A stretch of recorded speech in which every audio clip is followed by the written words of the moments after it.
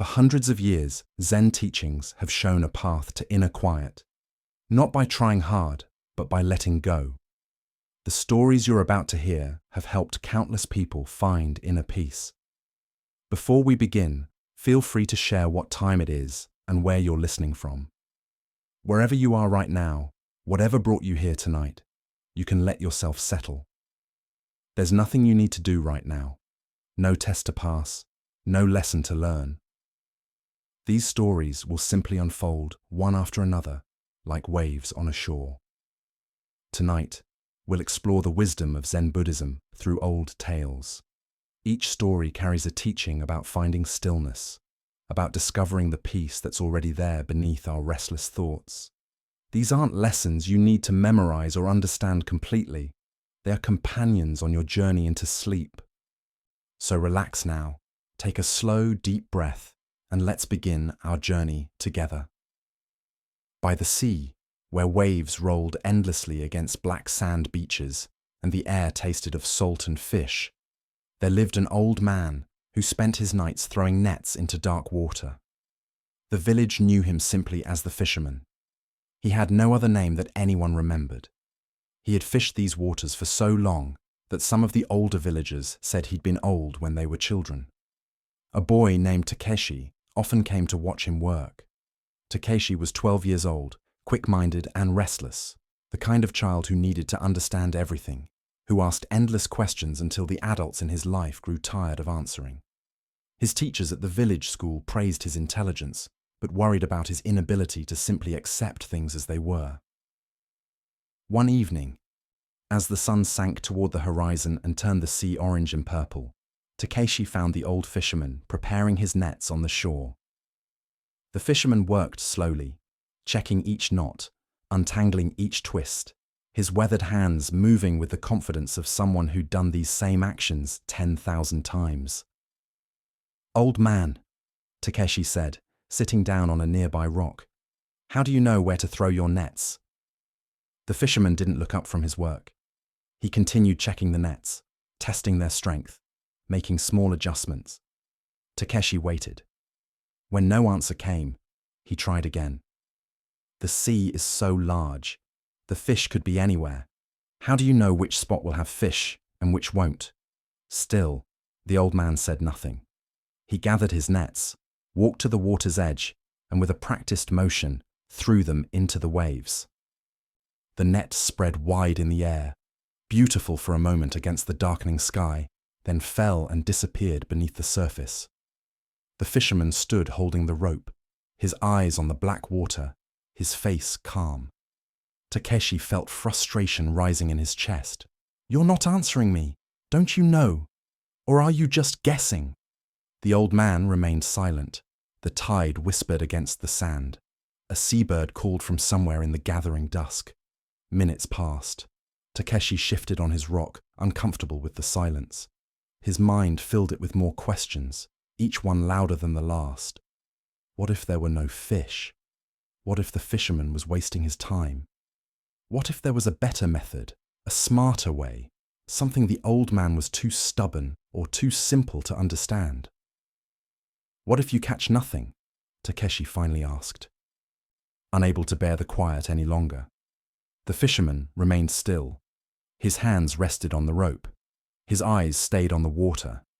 He didn't seem bothered by the question or by Takeshi's presence. He just stood there, patient and present. More time passed. The sun touched the horizon, spreading red light across the water. Takeshi's restlessness grew. He wanted to leave, to find someone who would answer his questions, but something kept him there on the rock, watching. Finally, the fisherman began to pull in his nets. His movements were smooth and unhurried. Hand over hand, the rope came in. Water dripped from the fibers, the nets coming up from the darkness. This time they were full. Silver fish flickered in the fading light. Dozens of them caught in the mesh, their bodies flashing as they moved. The fisherman pulled the nets onto the shore and began removing the fish one by one, placing them in a wooden box. He still said nothing. Takeshi stood up and walked closer. "But how did you know? How did you know they would be there?" For the first time, The old man looked directly at him. His eyes were clear and calm, holding something that might have been amusement. "No," he said quietly. "I didn't know." Takeshi frowned. "But you threw your nets. You chose that spot." "I threw my nets," the fisherman agreed. He returned to his work, removing more fish, his hands gentle, even as the fish struggled. "So, you were guessing?" "Was I?" The old man didn't sound defensive or irritated by the questions. He sounded genuinely curious, as if he was considering the question for the first time. Takeshi felt his frustration reaching a peak. "You must have been doing something. You must have some method, some reason for choosing that spot instead of another spot." The fisherman finished emptying his nets and began preparing them for another throw. "The fish move," he said simply. "The currents change. The water is deep and dark. I throw where I throw. Sometimes the nets are full. Sometimes they're empty. Either way, I pull them in and throw again." "That's not an answer," Takeshi said, his voice tight. "No," the old man agreed. "It's not." He walked to the water's edge again and threw his nets into the darkening sea. They spread and fell. He stood holding the rope, eyes on the water, as the stars began to appear overhead. Takeshi wanted to leave. He wanted to go home to his warm house, where his mother would have dinner ready, where everything was predictable and made sense. But instead, he sat back down on his rock. Something about the old man's presence, his complete lack of concern about not knowing, held Takeshi there. They waited together in the darkness. The only sounds were the waves and the occasional cry of night birds hunting along the shore. The fisherman stood as still as if he'd been carved from stone, holding his rope, watching water he couldn't see. When he pulled in the nets this time, they were empty, just tangled seaweed and a few small crabs that he gently returned to the water. "See?" Takeshi said, unable to help himself. "You didn't catch anything that time. If you knew what you were doing, you would have caught fish." The fisherman prepared his nets again. "Would I?" "Of course. That's the whole point, isn't it? To catch fish." "Is it?" The old man threw his nets again into the invisible water. Takeshi opened his mouth to argue, then stopped. He realized he didn't actually know what the point was. He'd assumed the point was to catch fish, to be efficient, to know, and to succeed.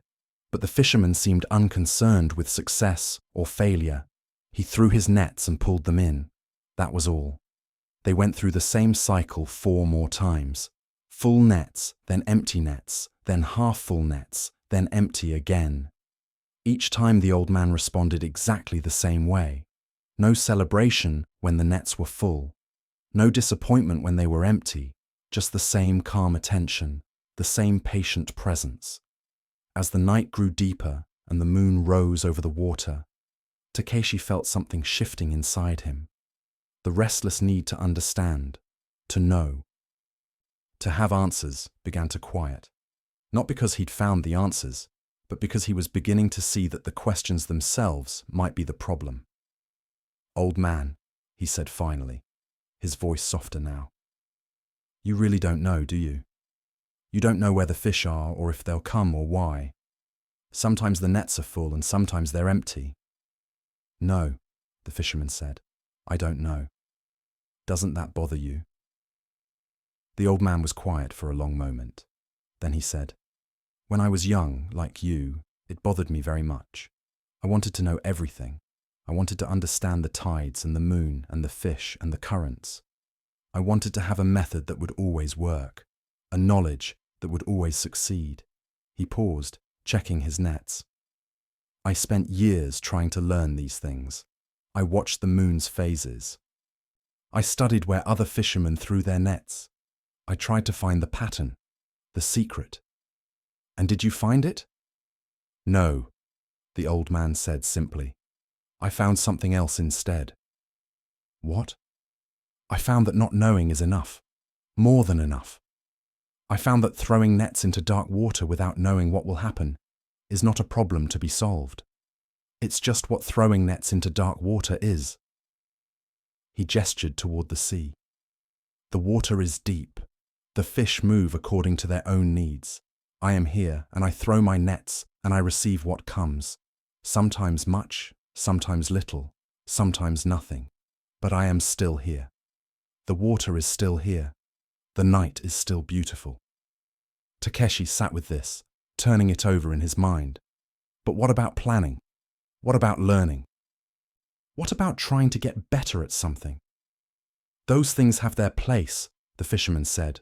I know how to mend nets. I know how to read the weather. I know how to clean fish and preserve them. These are useful things. He threw his nets again.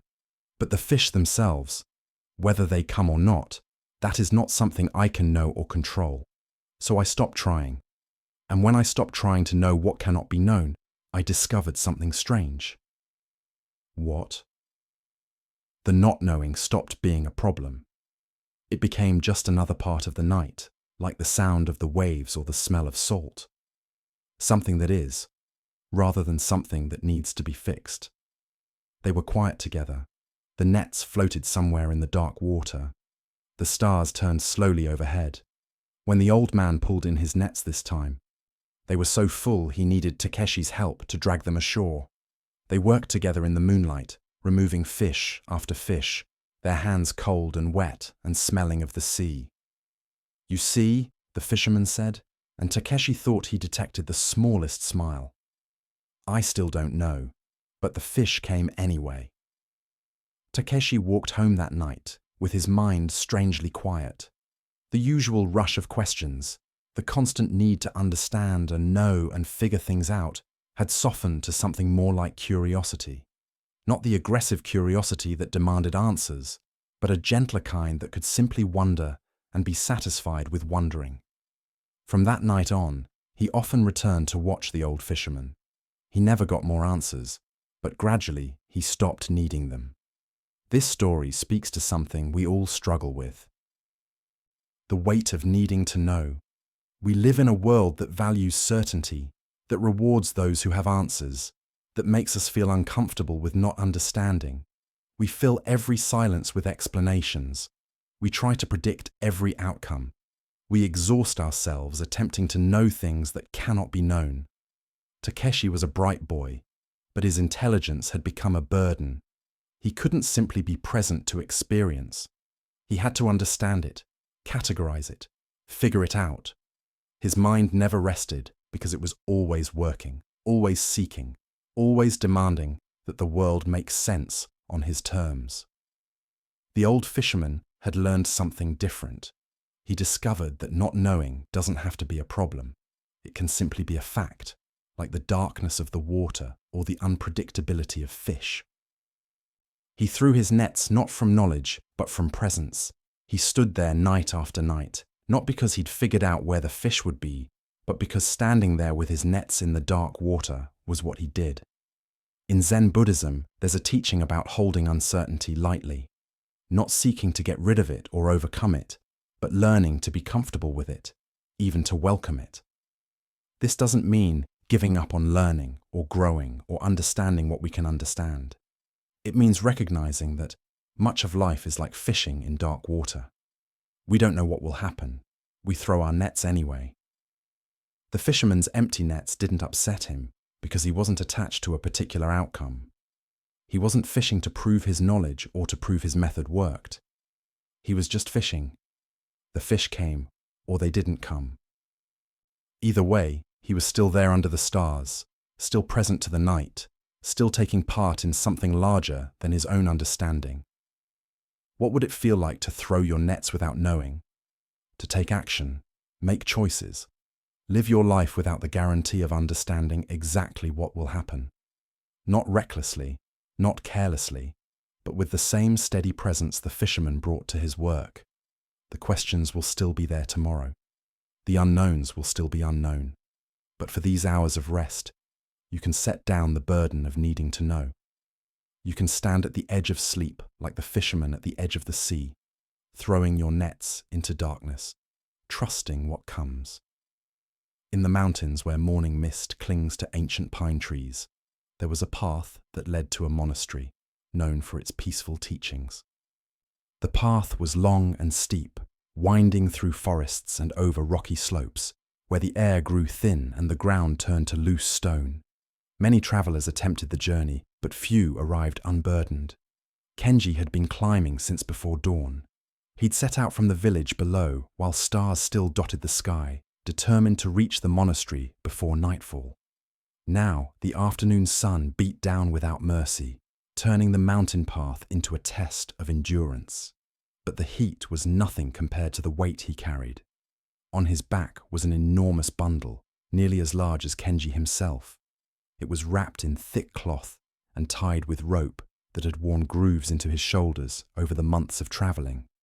Inside were all the possessions he'd gathered over his 30 years, scrolls from his time as a scholar in the capital, when he believed knowledge would bring him peace. Tools from when he'd given up scholarship to work as a carpenter, thinking that working with his hands would quiet his restless mind. Gifts from friends he no longer saw because he'd moved too many times searching for something he couldn't name. Letters from his parents, both gone now, that he carried but couldn't bear to read. A blanket his mother had woven the winter before she died, still smelling faintly of her house. Books he'd read once and promised himself he'd read again when he finally found the time. The peace, the right moment that never seemed to come. The straps dug deep into his shoulders, cutting through his robes. His knees trembled with each step upward. Sweat soaked through his clothes and dripped from his face onto the dusty path. His breathing came in short gasps. Every few steps he had to stop, bent over with his hands on his knees, trying to catch his breath. The monastery seemed impossibly far above him, its walls barely visible through the haze of afternoon heat. At a sharp bend in the path, beneath a twisted pine tree that grew sideways from the rocky cliff, an old woman sat resting on a flat stone. She was small and thin, her face deeply lined with wrinkles that spoke of many years spent outdoors. Her hair was white and pulled back simply. She wore plain grey robes and had a single walking stick resting beside her. She carried nothing else. No bundle, no bag, not even a water bottle. When she saw Kenji approach, struggling under his burden, she smiled with the kind of warmth that made him think of his mother. "Rest a moment, young man," she called out. "You look like you're about to collapse right here on the path." Kenji gratefully lowered his bundle to the ground. The relief was so immediate and so deep that he almost cried. He sat on a nearby rock, breathing hard, wiping sweat from his face with his sleeve. The old woman studied him with bright, curious eyes. There was something about her presence that felt peaceful, like sitting near a still pond. "Where are you headed?" she asked. "To the monastery," Kenji managed between breaths. "At the summit, I seek to study with the monks there, to learn meditation, to find peace." He said this last part with more desperation than he intended. The old woman's expression didn't change, but something in her eyes softened with understanding. She glanced at his enormous bundle. "And you need all of that to find peace?" Kenji looked at his belongings, suddenly feeling defensive. His mind immediately began justifying each item. "These are important things," he said. "Each item has meaning, has value. The scrolls contain wisdom from great teachers. The tools might be useful. The letters, the blanket. These are all I have left of my parents. I might need them." "Might," the old woman repeated softly, as if tasting the word. She said nothing more. She simply sat there with her walking stick, looking as light and unburdened as a leaf, as if she might float away on the next breeze. After a few minutes of comfortable silence, she stood up with surprising ease for her age and began walking down the mountain path, moving steadily without any apparent effort. Kenji watched her go, disappearing around a bend with her single walking stick tapping gently against the stones. He sat a moment longer, dreading the moment when he would have to lift his bundle again. His shoulders already ached at the thought, but the monastery was still far above, and the afternoon was passing. If he didn't keep moving, he'd be caught on the mountain path after dark. With a grunt of effort, he lifted the bundle back onto his shoulders. The weight settled onto him, like a punishment. His knees nearly buckled. He began climbing again, but the path seemed to have grown steeper. Each step was agony. His shoulders burned. His back felt like it might break, The breath wouldn't come properly into his lungs. The thin mountain air made him dizzy. After only 20 steps, he had to stop again, gasping, seeing spots at the edges of his vision. Looking at his bundle with something close to hatred, Kenji reached inside with trembling hands. His fingers found a clay pot he'd carried from his old kitchen in the capital. He'd always liked that pot. It was well made with a good weight to it. But when was the last time he'd actually used it? 6 months?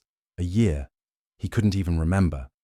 He set the pot down by the side of the path, nestled against a rock so it wouldn't roll away. Someone else might find it useful. The bundle felt slightly lighter. He continued upward, but after another 50 steps, the weight became unbearable again. He stopped, breath ragged, and removed a set of carpentry tools. Beautiful tools, expensive, sharp, and well-maintained. He'd spent good money on them, but he hadn't worked with wood in over a year. He told himself he would return to carpentry someday. But that day never came. He placed them carefully beneath a tree, wrapped in their cloth. Further up the path, he removed a thick winter coat. Then a stack of letters he'd been carrying for months. Letters from people he'd met in his travels. People he promised to write back to but never had. Then books whose words he'd long since memorized. Books he'd once thought he couldn't live without. Then a beautiful teapot someone had given him as a gift, still wrapped in silk. With each item he set down, he felt a complicated mix of relief and loss. Part of him wanted to gather everything back up, to not abandon things that had once meant something. But another part of him, a quieter part, felt lighter with each release. The climb became gradually easier. His breathing steadied. His steps grew surer. The path that had seemed impossible began to feel merely difficult, then challenging, then almost manageable. By the time he reached the halfway point, marked by a small stone shrine, he'd released nearly everything. His bundle now contained only a change of clothes, a water flask, a thin blanket, and his mother's woven blanket, which he still couldn't bring himself to leave behind. The difference was astonishing. He could stand up straight. He could breathe fully. The wind felt crisp against his face instead of oppressive. The sky seemed wider, bluer. He could actually notice the beauty around him. The way the late afternoon light turned the rocks golden. The sound of birds calling from the forest below. The smell of pine resin warming in the sun. As he approached the monastery gates near sunset, he saw something that made him stop in wonder. The old woman from the bend in the path was already there, sitting on a stone bench near the entrance, her walking stick resting beside her. She was watching the sun descend toward the horizon, her expression peaceful. "How did you—" Kenji began, then stopped himself. Of course, she'd arrived first. She'd been carrying nothing but a walking stick, moving with the ease of someone who knew the secret he was only now learning. The woman looked at him and smiled. "Did you find what you were carrying?" Kenji wanted to say yes, to explain, but he realized he didn't fully understand the question. He set down his small remaining bundle and looked back down the mountain path. In the distance, he could see several of the places where he'd stopped, where he'd chosen to release something. Each spot marked a moment of decision, a choice to let go. "I thought I needed all of it," he said quietly. "Every item had a reason, a story, a purpose. And now," Kenji considered this, "now I wonder if I was carrying things because I needed them, or because I was afraid of who I'd be without them." The old woman nodded. "That is a good beginning." She stood up, preparing to continue on her own journey down the mountain. But before she left, she turned back to him. "The monastery will teach you many things," she said, "but you have already learned the first lesson, the one that makes all other lessons possible." "What lesson is that?" "That you can put things down," she said simply. "That you can choose in each moment what you carry and what you release. This is the foundation of all peace." She bowed slightly to him, and he bowed deeply in return. Then she continued down the path, her walking stick tapping rhythmically against the stone, and soon she disappeared into the lengthening shadows. Kenji picked up his light bundle and walked through the monastery gates. A young monk greeted him and showed him where he could sleep. As Kenji lay down that night on a simple mat, he felt his body relax in a way it hadn't in years. Tomorrow he would begin his studies. But tonight, he simply rested, carrying nothing but his breath and the sound of wind moving through the monastery courtyard. This story reveals something important about the nature of our journey toward rest and peace. We often believe we need to carry everything with us: our achievements, our memories, our identities, all the things we've collected along the way. Each item has a story, a justification. We tell ourselves we might need these things, that they define who we are, that letting go would mean losing something essential. But these accumulations can become so heavy that we can barely move forward. We become bent under their weight, unable to see the beauty around us, unable to breathe fully, unable to arrive anywhere because we're too exhausted from carrying everything. The old woman understood something that Kenji had to learn through experience. She carried only a walking stick, not because she was poor or had nothing, but because she knew the difference between what serves the journey and what weighs it down. She moved with ease, not because the path was easier for her, but because she wasn't struggling against unnecessary weight. In Zen Buddhism, there's a teaching about traveling light through life. It doesn't mean abandoning everything or pretending the past didn't happen. It means recognizing that holding on to everything actually prevents us from being fully present to anything. When Kenji was struggling under his enormous burden, he couldn't appreciate the afternoon light, or hear the birds, or feel the wind. His entire experience was consumed by the effort of carrying.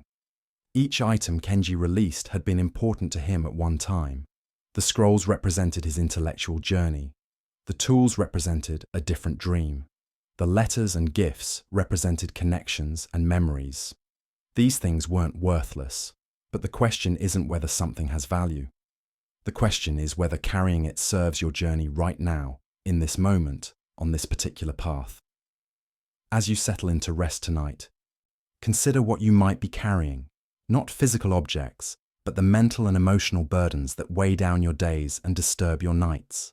Old arguments you keep replaying even though they happened months or years ago. Decisions you keep questioning even though they can't be unmade.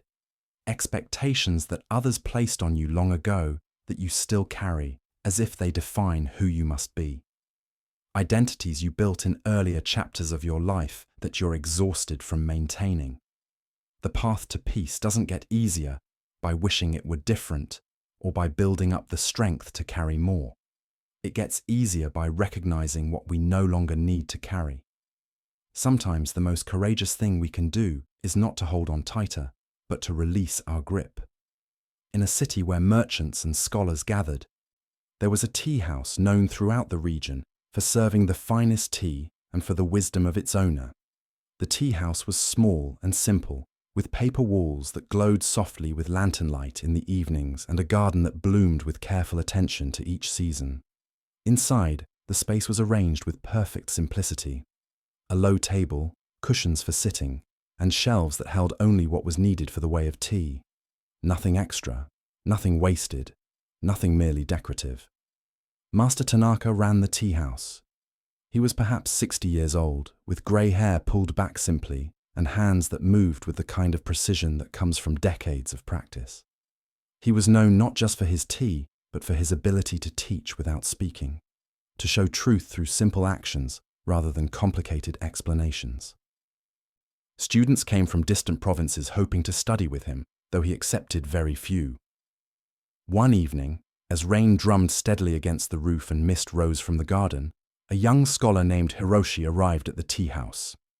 He stood in the doorway, shaking water from his expensive cloak, clearly annoyed at having gotten wet. Under his arm, he carried a thick bundle of scrolls bound with silk cord.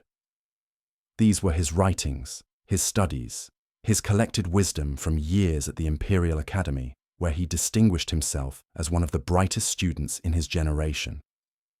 Hiroshi had heard that Master Tanaka occasionally accepted students to teach about the way of tea and, through tea, about the way of life.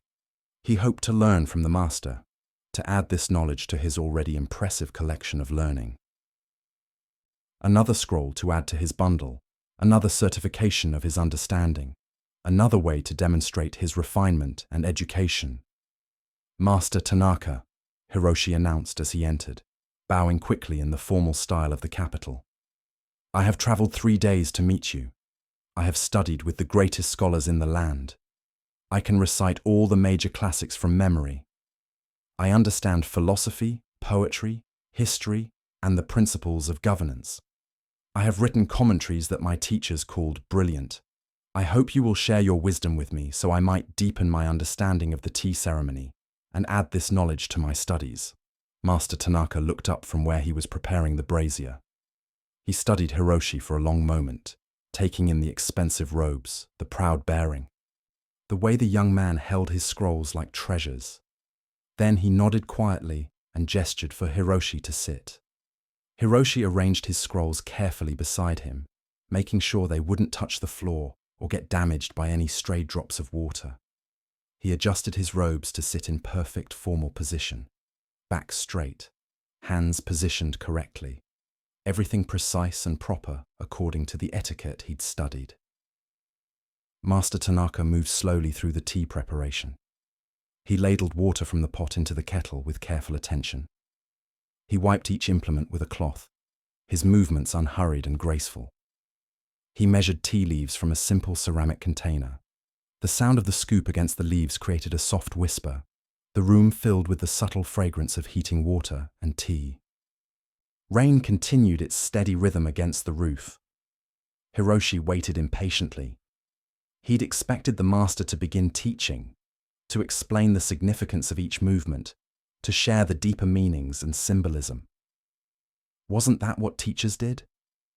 Instead, there was only silence and the simple actions of preparing tea. Finally, Master Tanaka lifted the teapot. Steam rose from its spout.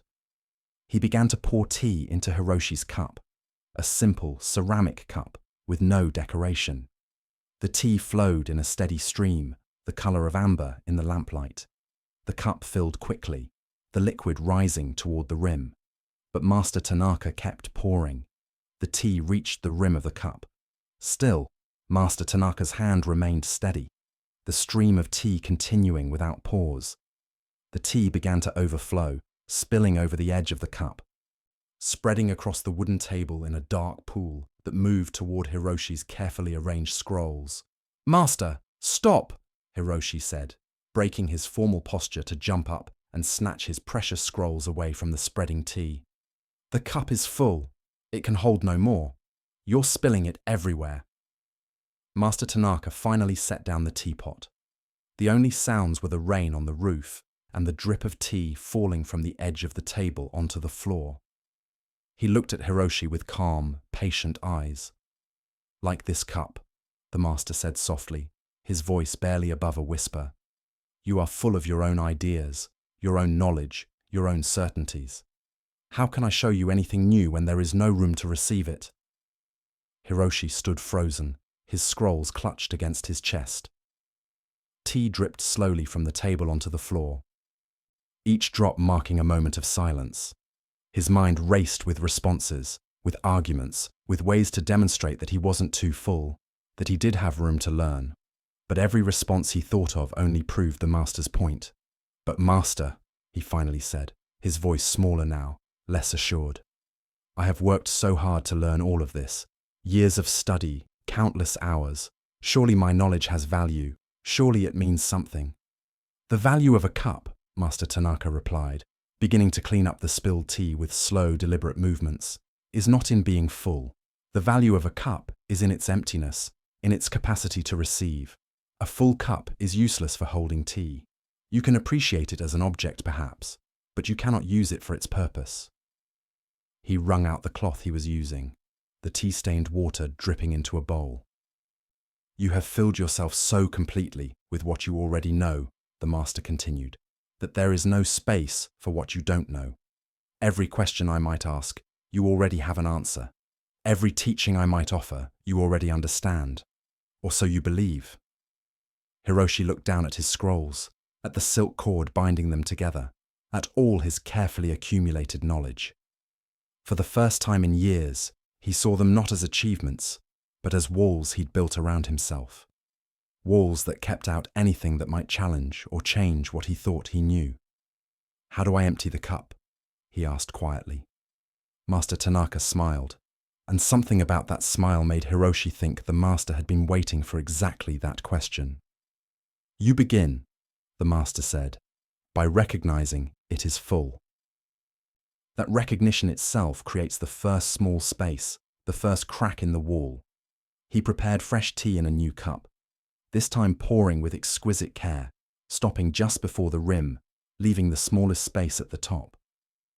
"Stay with me for a week," Master Tanaka said, offering the cup to Hiroshi. "But leave your scrolls by the door. Each day we will practice one thing. Not learning, unlearning."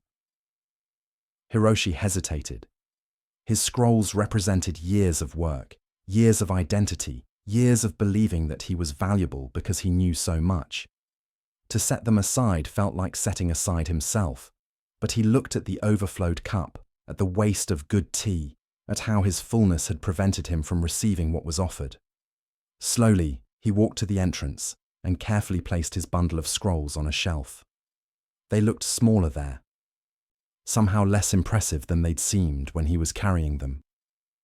When he returned and sat down, something was different. He wasn't sitting in perfect formal posture anymore. He wasn't holding himself like a scholar who knew everything, who had to prove his worth through his knowledge. He was just sitting, uncertain and uncomfortable, and open in a way he hadn't been in years. Master Tanaka handed him the fresh cup of tea. "Drink," he said simply. Hiroshi raised the cup to his lips. The tea was perfectly warm, the temperature that allows you to taste every subtle note. It was bitter and sweet and complex, with layers that revealed themselves slowly. He had drunk tea hundreds of times before, expensive teas, rare teas, teas prepared by famous masters. But somehow this simple cup tasted like the first tea he'd ever tasted, like he was discovering tea for the first time. "What do you notice?" Master Tanaka asked. Hiroshi wanted to give an impressive answer. He wanted to demonstrate his refined palate, his knowledge of tea varieties and cultivation techniques, his understanding of water temperature and steeping time. All the knowledge he'd accumulated about tea tried to rush forward, tried to fill the space with familiar certainties. But something stopped him. He realized that if he filled this moment with everything he already knew, he would miss what was actually here. "I notice," he said slowly, the words feeling new in his mouth, "that I don't know what to say." Master Tanaka nodded. "Good. That is where we begin." For 7 days, Hiroshi stayed at the tea house. Each morning, Master Tanaka would prepare tea, and Hiroshi would practice emptying his cup, both literally and metaphorically. On the first day, this was agonizing. His mind kept wanting to fill every silence with knowledge, every moment with commentary, every experience with explanation. On the second day, he began to notice the spaces between thoughts, the brief moments when his mind wasn't rushing to categorize and explain everything. On the third day, he realized how exhausting it had been to always know, to always have an answer, to always be demonstrating his understanding. By the 5th day, he could sit with Master Tanaka in complete silence for an hour, just drinking tea, just being present, and it felt more full than any conversation he'd ever had. On the final morning, as Hiroshi prepared to leave, he walked to the shelf by the door where his scrolls waited. He stood looking at them for a long time. "You can leave those here if you wish," Master Tanaka said from behind him. "They will be safe." Hiroshi touched the silk cord that bound the scrolls. "I think," he said carefully, "I will take them, but I will carry them differently now." He picked up the bundle, and it felt lighter than before, even though nothing about it had changed. He bowed deeply to Master Tanaka, who bowed in return. "Come back," the master said, "when you have drunk all the tea in this cup." He handed Hiroshi an empty cup. Hiroshi smiled, understanding. He took the empty cup, placed it carefully in his robes, and walked out into the morning air. As he walked back toward the capital, he felt something he couldn't quite name. Lighter, yes, but also somehow more full in a different way. Full of space, full of possibility, full of not knowing that felt rich rather than frightening. The scrolls were still under his arm, but they no longer defined him. They were just scrolls, just paper and ink, just words about a world that was always more than words could hold. This teaching about the full cup speaks to something we all experience, often without recognizing it. We fill ourselves with opinions, with certainties, with things we're convinced we already understand. We accumulate knowledge, ideas, beliefs, and judgments until our minds become like Hiroshi's cup, so full that nothing new can enter. And in that fullness, we close ourselves off. Not intentionally, not with malice, but simply because there's no space. When someone offers us a new perspective, we already have our answer. When life presents us with an experience that doesn't fit our understanding, we try to force it into the categories we already know. When wisdom is offered, we're too busy demonstrating what we already understand to receive what we don't. In Zen Buddhism, this is called beginner's mind, the mind that doesn't already know everything, the mind that can look at something familiar and see it fresh, the mind that has space to receive. It's considered one of the most valuable qualities we can develop, and one of the hardest, because it requires us to release the very thing we often believe makes us valuable, what we know. Hiroshi's scrolls weren't wrong or worthless. His knowledge had real value. He had worked hard for it, and it represented genuine understanding. But his attachment to that knowledge, his need to be the person who knows, his certainty that he already understood everything important, these were the obstacles, not the knowledge itself, but how he held it. When Master Tanaka let the tea overflow, he was showing Hiroshi what happens when we approach life already full. We waste what's offered to us. We damage what's precious to us, like Hiroshi almost ruining his beloved scrolls. We miss the very thing we came seeking because we're too full of ourselves to receive it. The practice of emptying the cup isn't about becoming ignorant or pretending we don't know things. It's about holding our knowledge lightly, about maintaining space for what we haven't yet understood, about staying open to being wrong or incomplete in our understanding.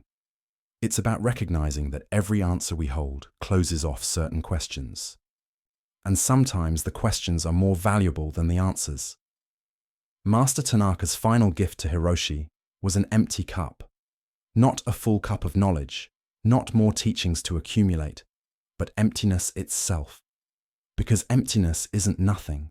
Emptiness is potential, possibility, space for what wants to enter. The empty cup is ready. The full cup has nowhere to go. The rain that fell on the tea house that evening has long since dried. The tea that spilled on the table was wiped away, but the teaching remains, simple and clear, and available to anyone willing to set down their bundle of scrolls, even just for a moment. When you are full, you cannot receive. When you empty yourself, you create space for what you truly need. In the mountains where ancient monasteries stood among groves of bamboo and cedar, there was a temple known throughout the region for the depth of its teachings. Monks came from distant provinces to study there, and those who completed their training were considered ready to teach others. Master Daishin had studied at this temple for 30 years. He had mastered all the texts. He had sat in meditation for thousands of hours. He had served in every role from the lowest kitchen work to leading ceremonies. His understanding was so deep that other monks would come to him with their questions, and his answers were always clear and helpful. When the old abbot died peacefully in his sleep, there was no question about who should take his place. Master Daishin was the obvious choice. He had earned this position through decades of dedicated practice. Everyone agreed he was ready. The morning of his formal installation as the new abbot, Master Daishin woke before dawn as always. He performed his morning rituals, washed his face in cold water, and put on the ceremonial robes that marked his new position. The robes were heavy silk, ancient and carefully preserved, worn by every abbot who had served before him. As he walked through the monastery grounds toward the main hall where the ceremony would take place, something strange happened. He stopped in the courtyard, looking around as if he'd never seen it before. The other monks were already gathering, arranging themselves in careful rows, preparing for the ceremony. His assistant, a young monk named Kenzo, approached him with a worried expression. "Master Daishin, everything is ready. The monks are assembled. We should begin." Daishin nodded slowly, but he didn't move toward the hall. Instead, he turned in a slow circle, his eyes moving over the courtyard, the buildings, the trees, as if he was trying to memorize everything, or perhaps trying to remember something he'd forgotten. "Master," Kenzo said again, more urgently, "is something wrong?" "I'm not sure," Daishin said quietly. "Something feels different." "Of course it feels different. Today you become abbot. It's a momentous occasion." But that wasn't what Daishin meant. He walked toward the meditation hall, but instead of entering through the main door as an abbot should, he stopped and placed his hand on the wooden frame, feeling its texture under his palm. He'd walked through this door thousands of times. Why did it suddenly seem unfamiliar? Inside the hall, he was supposed to take his seat at the front, in the position of the abbot. But when he entered and saw the raised platform, the formal cushion, the arrangement that he'd seen every day for 30 years, he hesitated. "Where is that?" he asked Kenzo. "What do you mean, master?"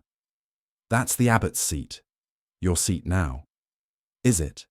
Daishin sounded genuinely puzzled. The other monks were beginning to whisper among themselves. This was not how the ceremony was supposed to proceed. Master Daishin was supposed to be confident, authoritative, ready to step into his new role. Instead, he seemed confused, disoriented, almost childlike in his uncertainty. The head administrative monk, Genzo, approached with concern. "Master Daishin, are you unwell? Should we postpone the ceremony?" Daishin looked at Genzo, and there was something in his eyes that made Genzo stop. Not confusion exactly. Something else. A kind of clarity that was unsettling in its intensity. "I'm sorry," Daishin said. "I seem to have forgotten where I am." "You're at the temple," Genzo said carefully. "The temple where you've lived for 30 years. The temple where you're about to become abbot." 30 years, Daishin repeated. "Have I been here that long?" Now the whispers grew louder. Some monks exchanged worried glances. Had Master Daishin's mind broken under the pressure of his new responsibility? Had something happened to him during the night? But Daishin wasn't distressed. He was simply looking at everything with fresh attention, as if he'd never seen any of it before. He walked slowly around the meditation hall, running his fingers along the walls, looking up at the ceiling beams, stopping to examine the altar, as if discovering it for the first time. "These walls," he said to no one in particular, "when were they built?" 200 years ago, Master," Kenzo replied. "You know this. You've given tours to visitors explaining the temple's history." "Have I?" Daishin touched the wood. "They feel old but also new. Does that make sense?" It didn't make sense to anyone. The ceremony was supposed to have started already. Important monks from other temples had traveled days to attend. But Master Daishin seemed to have forgotten not just the ceremony, but everything about who he was supposed to be. Finally, the eldest monk present, a visiting teacher named Hakuin, who had known Daishin for 20 years, stepped forward. "Daishin," he said, using the familiar name rather than the title. "What's happening with you?" Daishin turned to him, and there was something luminous in his expression. "I woke up this morning," he said, "and everything was new. The water on my face felt like water I'd never felt before. These robes feel like I've never worn them. This temple, these buildings, even my own hands when I look at them. Everything feels like I'm seeing it for the first time." "But you're not seeing it for the first time," Hakuin said gently. "You've been here for decades." "Have I?" Daishin asked. I don't remember yesterday.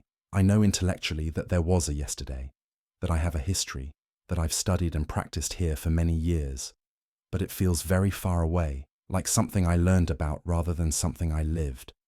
He sat down on the floor, not on the abbot's cushion, but just on the wooden floor of the hall, like a visitor might sit. I don't remember who I'm supposed to be, he said. I only know who I am right now in this moment, and right now, I'm someone who doesn't know this place. The monks stood in uncertain silence. This was unprecedented. No one knew what to do. Hakuin sat down beside Daishin on the floor. Tell me, what do you see when you look around this hall? Daishin gazed slowly around the space. I see wood and light. I see people in robes standing very still, watching us. I see dust floating in the morning sun through those windows. I see shadows in the corners. I see my own breath making a small cloud in the cold air. And when you look at yourself, when you consider who you are, I don't know, Daishin said simply. I feel aware. I feel present. I feel interested in everything around me. But I don't feel like anyone in particular. No history, no identity, no story about who I've been or who I should be. Just this moment, just this awareness, just this strange feeling that everything is completely new. Hakuin was quiet for a long time. Then he began to laugh. It was a deep, genuine laugh that filled the hall. The other monks looked at him in shock. What could possibly be funny about their abbot losing his mind on the morning of his installation? But Hakuin stood up and bowed deeply to Daishin. Forgive me, he said. I didn't realize we were in the presence of such profound realization. What do you mean? Kenzo asked. He hasn't lost his mind, Hakuin said. He's found it, or perhaps more accurately, he's lost everything that was covering it. The accumulation of identity, of history, of knowing who he is and how things are, all of it has fallen away. He's experiencing what Zen calls beginner's mind, but more completely than most of us ever do. He turned to Daishin. Tell me, do you remember the teachings, the sutras you studied, the meditation techniques? Daishin thought about this. I remember that things were studied. I remember that there were words and ideas, but they seem empty now, just sounds that were made. The meaning I thought they had. I can't quite recall why they seemed important. Perfect, Hakuin said. He turned to address all the assembled monks. We are witnessing something rare. Master Daishin has become completely present. The past exists for him only as an abstract concept, not as a weight he carries. He has no investment in who he used to be or who he thinks he should become. He is simply here now, seeing everything fresh. One of the younger monks spoke up nervously. But Master, how can he be abbot if he doesn't remember anything? How can he teach us if he's forgotten all the teachings? Watch, Hakuin said. He turned back to Daishin. Tell me, what is Zen? Daishin looked at him with those clear, present eyes. I don't know. What is this word Zen? It's what you've been studying for 30 years. Have I? Daishin smiled. That seems like a long time to study a word I don't understand. What about Buddha nature? What about enlightenment? What about the path of awakening? To each question, Daishin just shook his head with genuine puzzlement. These are words. They sound important, but I don't know what they mean. Hakuin bowed again. This is your teacher, he said to the assembled monks. Someone who knows nothing, who carries no authority, who has no investment in being right or wise or accomplished. Someone who can only be present to what is right here, right now. Some of the monks understood. Others remained confused, but Hakuin insisted the ceremony proceed. When Daishin finally sat on the abbot's cushion, he did so with the awkward uncertainty of someone who had never sat there before, because in a sense, he hadn't. The person who sat there was not the Master Daishin who had earned this position through decades of practice.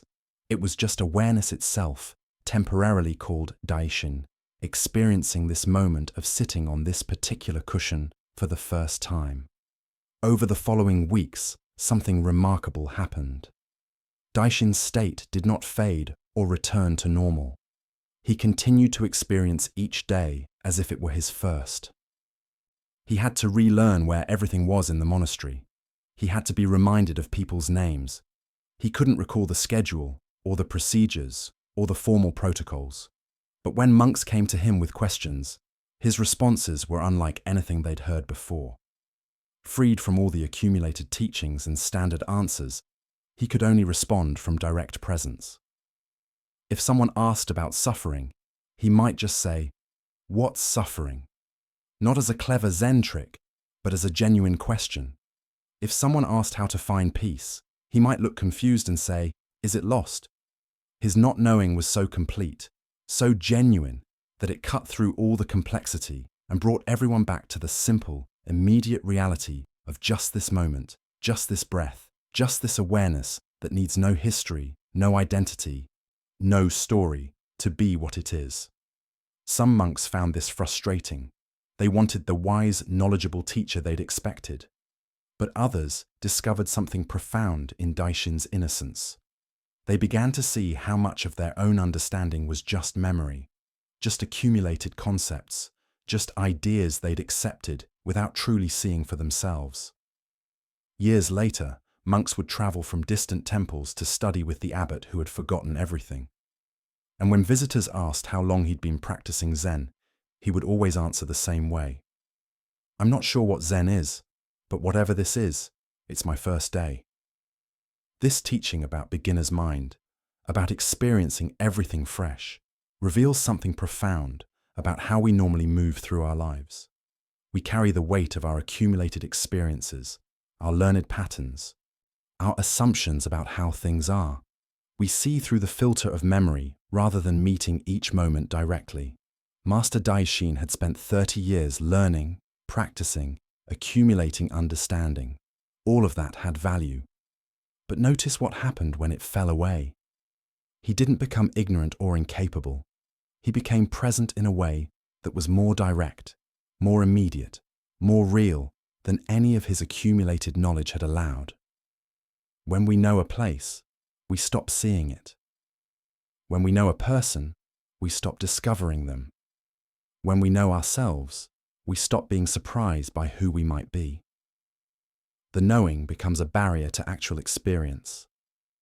When you believe you already know how your day will go, you stop paying attention to what's actually happening. When you believe you already know a person, you stop noticing how they're changing. When you believe you already understand yourself, you stop discovering new aspects of who you are. The practice of beginner's mind doesn't require forgetting everything like Daishin did. It just requires recognizing that knowing can be a trap. Every time you think, "I know this," you've closed the door to fresh discovery. Every time you think, "I know myself," you've limited who you might become. What would it be like to move through tomorrow as if it were your first day? Not pretending you don't know practical things, not becoming confused about basic facts, but meeting your experience with the kind of fresh attention you'd bring to something completely new. Looking at familiar faces as if you'd never seen them before. Tasting familiar food as if you'd never tasted it. Feeling familiar sensations in your body as if they were brand new. The Zen teaching of beginner's mind invites us to hold our knowledge lightly, to recognize that the map is not the territory, that our concepts about reality are not reality itself, that who we think we are is not the same as the awareness that's actually here, present in this moment. Daishin's innocence was not childish or foolish. It was the most sophisticated thing possible. The complete release of all the ways we normally filter and limit our experience through the lens of what we think we already know. In a province governed by officials who valued order and propriety above all things, there was a city where two teachers had come to offer their wisdom. The city was known for its beautiful temples and its wealthy patrons who supported scholars and spiritual teachers. When word spread that two renowned masters had arrived, the governor himself decided to meet them. Governor Watanabe was a careful man. educated and thoughtful, who took his responsibilities seriously. He'd been searching for a teacher for months, someone who could help him understand the deeper questions that troubled him despite his outward success. He'd read extensively about Zen Buddhism and felt ready to begin serious study. The two teachers arrived at his residence on the same day. Master Koji came first, bowing deeply at the entrance. He was perhaps 50 years old, with gentle eyes and a warm smile that immediately put people at ease. He wore simple robes but carried himself with quiet dignity. "Governor Watanabe," Master Koji said, his voice soft and respectful. "I am honored to be in your presence. Your reputation for wisdom and just governance has spread throughout the region. I believe you have the intelligence and compassion necessary to grasp the teachings of Zen. It would be my great privilege to guide you on this path." The governor felt pleased. This was exactly what he'd hoped for. A teacher who recognized his qualities, who would work with his strengths, who understood that he was an intelligent and capable student. They sat together in the garden, and Master Koji asked thoughtful questions about the governor's life, his responsibilities, his hopes for spiritual development. The master listened attentively, nodding with understanding, occasionally offering gentle observations that felt supportive and encouraging. "I can see," Master Koji said, after their conversation, "that you are sincere in your seeking. With your natural wisdom and my guidance, I believe you will make excellent progress. The path of Zen will open to you like a flower opening to the sun." Governor Watanabe felt a warm glow of satisfaction. Yes, this was the right teacher, someone who understood him, who would meet him where he was, who would make the journey pleasant and rewarding. Then Master Ryokan arrived. He was older than Master Koji, perhaps 65, with a weathered face and eyes that seemed to look through rather than at people. He didn't bow as deeply at the entrance. His manner was direct, almost brusque. The governor received him in the same garden, prepared to conduct the same kind of pleasant interview he'd had with Master Koji. "Governor Watanabe," Master Ryokan said, settling himself without waiting for an invitation to sit. "I've been told you wish to study Zen. Why?" The directness caught Watanabe off guard. "I seek wisdom," he said, recovering his composure. "I want to understand the nature of mind and reality. I want to find peace beneath the pressures of my position." Master Ryokan studied him for a long moment. Then he grunted. "You want to feel special. You want to add Zen student to your list of accomplishments." The governor stiffened. "That's not fair. You don't know me." "Don't I?" Master Ryokan's voice wasn't cruel, but it was certainly not warm. "You're a governor. You're accustomed to people bowing and agreeing with you. You think Zen is another skill you can master, another way to prove your superiority." "That's not true," Watanabe said. But even as he spoke, he felt uncertainty creeping in. Was it true? Had he been approaching Zen as another achievement? "You have the look," Master Ryokan continued, "of a man who has never been truly challenged.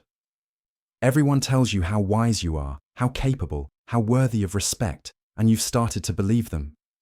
The governor's face grew hot. No one spoke to him this way, not even close friends or family members. Who was this rude old man to judge him so harshly? "I think this interview is over," Watanabe said coldly.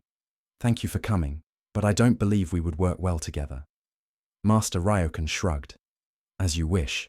You'll choose the other one, I suppose. The one who tells you what you want to hear."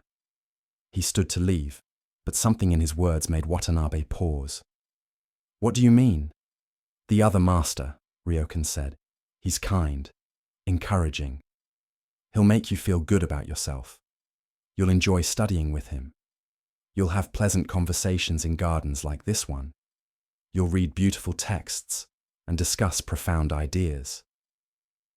And in 10 years, you'll be exactly where you are now, just with more knowledge about Zen instead of actual understanding. And you, what would you offer that's so different?" "Nothing you would enjoy," Master Ryokan said bluntly. I would tell you when you're fooling yourself. I would point out every time you're performing spirituality instead of actually practicing it. I would make you uncomfortable constantly because comfort is your prison. The governor stood up, anger flashing hot in his chest. You're arrogant, insulting. Why would anyone study with someone so harsh? They wouldn't, Ryokan agreed. Most people choose teachers who make them feel good. That's why most people never actually change. They just become more sophisticated at lying to themselves. He walked toward the gate, then turned back. But you asked an interesting question just now. You asked what I would offer. Not what would make you happy, but what I would offer. That's the first honest thing you've said since I arrived. After Master Ryokan left, Governor Watanabe sat alone in his garden, his thoughts churning. He kept replaying the conversation, feeling the sting of the master's words, thinking of better responses he could have given. But beneath the anger and hurt pride, something else was stirring. A small voice asking uncomfortable questions. Was Ryokan right? Had he been approaching Zen as another accomplishment? Did he want wisdom, or did he want to be seen as wise? That evening, he called for his advisor, an old man who had served his family for decades, and who was one of the few people who spoke honestly with him. Master Koji was kind and respectful, Watanabe said. Master Ryokan was rude and insulting. Obviously, I should study with Master Koji. Shouldn't I?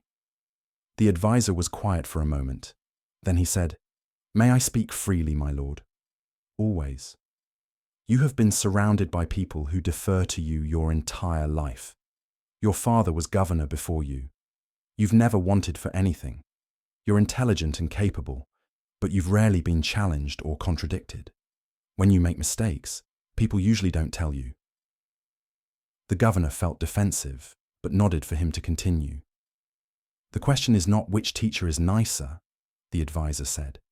The question is which teacher will tell you what you need to hear, rather than what you want to hear. Which one will help you see your blind spots, instead of just confirming what you already believe about yourself? Watanabe sat with this for a long time. As night fell and lanterns were lit in the garden, he found himself thinking about the expression in Master Ryokan's eyes. It hadn't been cruel. It had been clear, like someone looking at him without any of the filters of status or politeness, just seeing what was actually there. The next morning, he sent a message to Master Ryokan. Not an invitation to teach, just a question. If I studied with you, what would be the first lesson? The reply came back within an hour. Stop asking questions that you already know the answer to. Governor Watanabe laughed despite himself. It was true. He'd known all along which teacher he should choose. He'd just been hoping someone would give him permission to choose the easier path. He sent another message. I would like to study with you, but I need to know, why are you so harsh? Why can't truth be delivered with kindness? Master Ryokan's response was longer this time. I am not harsh, I am clear. You are not used to clarity because you are used to people managing your feelings. When someone stops managing your feelings and just tells you the truth, it feels harsh. But it's not harshness, it's respect. I respect you enough to be honest with you. That afternoon, Governor Watanabe went to see Master Koji. He thanked him sincerely for his kindness and explained that he decided to study with Master Ryokan instead. Master Koji smiled warmly. I understand. He is a good teacher, perhaps the better teacher for you. I hope you find what you're seeking. They bowed to each other with genuine respect, and the governor left feeling he'd made the right choice, even though it was the harder one. His first lesson with Master Ryokan was scheduled for the following week. When he arrived at the simple room where Ryokan was staying, he found the master sitting in meditation. Sit, Ryokan said without opening his eyes. What? Sit. They stayed in silence for an hour. Then Ryokan opened his eyes. Tell me why you're here. To learn Zen, Watanabe said. Wrong, try again. To find peace. Wrong, try again. To understand myself. closer, but still avoiding the truth. Watanabe sat in frustrated silence. Finally, he said, "I don't know why I'm here." "Now," Master Ryokan said, "we can begin." They studied together for the next 5 years. It was not easy. Master Ryokan rarely praised him. Often the master would point out when Watanabe was performing rather than practicing, when he was seeking approval rather than understanding, when he was attached to appearing wise rather than actually seeing clearly. But slowly, something shifted. The governor began to see his own patterns, his own defenses, his own ways of protecting himself from uncomfortable truths. He began to understand the difference between knowledge about Zen and actual insight. He began to change in ways that surprised him. Years later, when someone asked him about his choice of teacher, he said, "I learned that you cannot find truth if you only listen to people who tell you what you want to hear. The kindest thing anyone can do is tell you the truth, even when it's uncomfortable. Master Ryokan gave me that gift. He cared enough about my actual growth to risk my dislike. That's real kindness, even though it doesn't always feel kind in the moment." This teaching about choosing the teacher who challenges us rather than the teacher who comforts us speaks to something crucial in any real change or growth. We all naturally prefer people who make us feel good about ourselves, who validate our existing beliefs, who confirm that we're already on the right path. It's deeply human to want this. But comfort and growth often pull in opposite directions. The teacher who always agrees with us, who always sees our best qualities, who never challenges our assumptions or points out our blind spots. This teacher may make us feel good, but they won't help us see what we cannot see on our own. Notice that Master Ryokan wasn't harsh for the sake of being harsh. His directness came from respect, from treating Watanabe as someone capable of handling truth rather than someone who needed to be protected from it. In a strange way, his bluntness was more respectful than Master Koji's kindness, because it assumed Watanabe was strong enough to face himself honestly. In Zen Buddhism, this is sometimes called fierce compassion. It's the willingness to risk someone's comfort, even their temporary dislike, in service of their deeper well-being. It's easy to be nice. It's much harder to be truthful when truth is uncomfortable. The path to peace isn't always comfortable.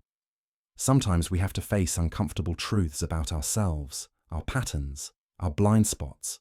We have to be willing to be wrong, to be challenged, to have our self-image disrupted. Master Ryokan gave Governor Watanabe something more valuable than pleasant conversations about Zen. He gave him the gift of seeing himself clearly, without the filters of politeness and deference that usually protected the governor from honest feedback. That clear seeing, painful as it was, created the possibility for actual change. In a desert, where the wind never stopped moving the sand, where dunes shifted shape from morning to evening and landmarks disappeared overnight, there lived a people who had learned to travel without maps. They were nomads, following ancient routes that weren't marked on any surface, but were carried in memory and passed down through generations. A merchant named Ichiro had traveled from the coast to trade with these desert people. He was a practical man, used to roads and clear directions, maps and signposts. The desert made him uneasy with its endless shifting, its refusal to stay in any fixed form. His business concluded, Ichiro prepared to return home. The nomad chief warned him that a sandstorm was coming, that he should wait a few days for it to pass. But Ichiro was impatient. He had family waiting for him, trade deals that couldn't wait, a life that needed attending to. "I know the way," he told the chief. "I came here following the sun and the stars. I can return the same way." The chief looked doubtful, but didn't argue.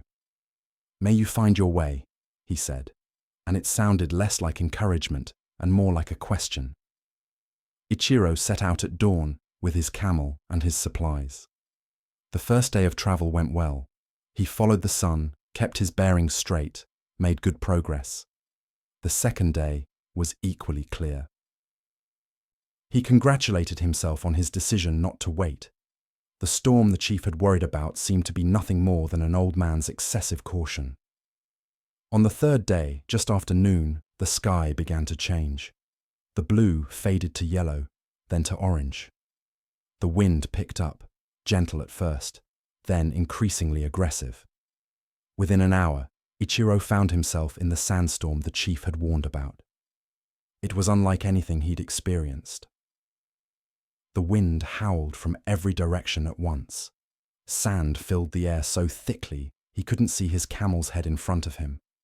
He pulled his cloth over his face and urged his camel to kneel. There was nothing to do but wait. The storm lasted 2 days. When it finally passed and the sky cleared to blue again, Ichiro looked around at a landscape that had completely changed. The dunes were in different positions. The rocks that had marked his path were buried. The tracks of his own passage had vanished. Even the texture of the sand looked different, smoothed by wind into new patterns. He pulled out his mental map, his memory of landmarks and directions, but nothing matched. The desert had rearranged itself while he'd hidden from the wind. Ichiro chose a direction that felt right and began walking. After several hours, he stopped, uncertain. Was this the way he'd come? It looked familiar, but then again, all the desert looked somewhat familiar and somewhat strange at the same time. He walked for another day, his water supply diminishing, his confidence fading. At night, he tried to use the stars to orient himself, but the stars only told him directions, not destinations. North meant nothing without landmarks to measure it against. On the evening of his second day of wandering, Ichiro saw a small fire in the distance. Relief flooded through him. He urged his tired camel toward it. As he approached, he saw it was one of the desert nomads, an old man sitting alone by his fire, his camel resting nearby. The man looked up as Ichiro approached, unsurprised, as if he'd been expecting a visitor. "You are lost," the old nomad said. It wasn't a question. "Yes," Ichiro admitted. "The storm changed everything. I can't find my way." The nomad nodded and gestured for Ichiro to sit by the fire. He offered water and dried dates, which Ichiro accepted gratefully. "Which way should I go?" Ichiro asked. "Which direction leads to the coast?" The old man considered this. "Which way do you think you should go? If I knew, I wouldn't be lost." "Are you lost or are you simply here?" Ichiro felt frustration rising. These desert people had a way of answering questions that wasn't really answering. "I need to get home. My family is waiting. I have obligations. I need to know which way to go." The nomad stirred the fire.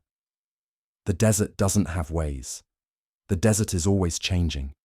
The way you came is not there anymore. The way you think you should go is based on a map that no longer exists." "Then how do you find your way? How do you know where you're going?"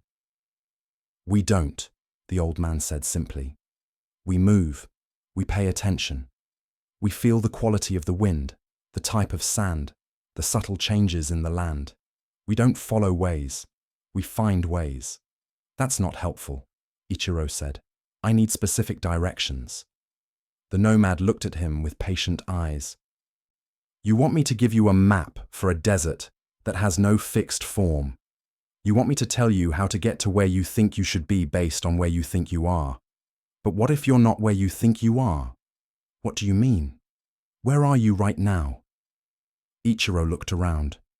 "I'm in the desert, lost somewhere between your camp and the coast." "No," the old man said. "You're here by this fire in this moment. This is where you are." "But that's not where I want to be." "Ah," the nomad smiled. "Then you're lost not in the desert, but in the distance between where you are and where you want to be." Ichiro sat in frustrated silence. This conversation felt like it was going in circles, like the desert itself. The nomad poured him more water. "Tell me, when you were traveling toward our camp, were you lost then?" "No. I knew where I was going." "Did you?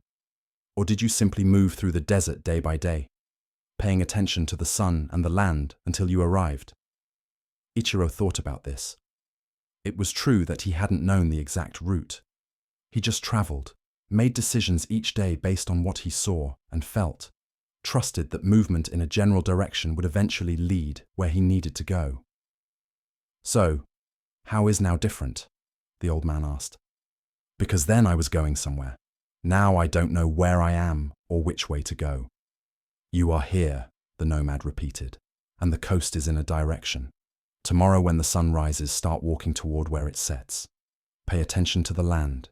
Notice the quality of the sand. Feel the wind. The desert will show you the way if you stop trying to impose your old map on its new form. But what if I walk the wrong direction? What if I get more lost? You can't get more lost than you already are, the old man said. Lost is just a story you tell yourself about not being where you think you should be.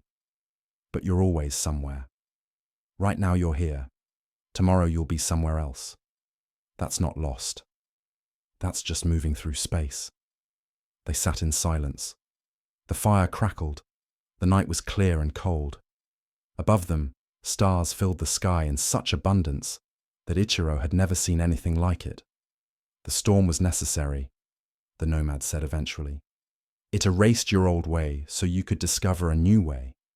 Or more accurately, so you could discover that there is no fixed way. There's only where you are and where you move to next.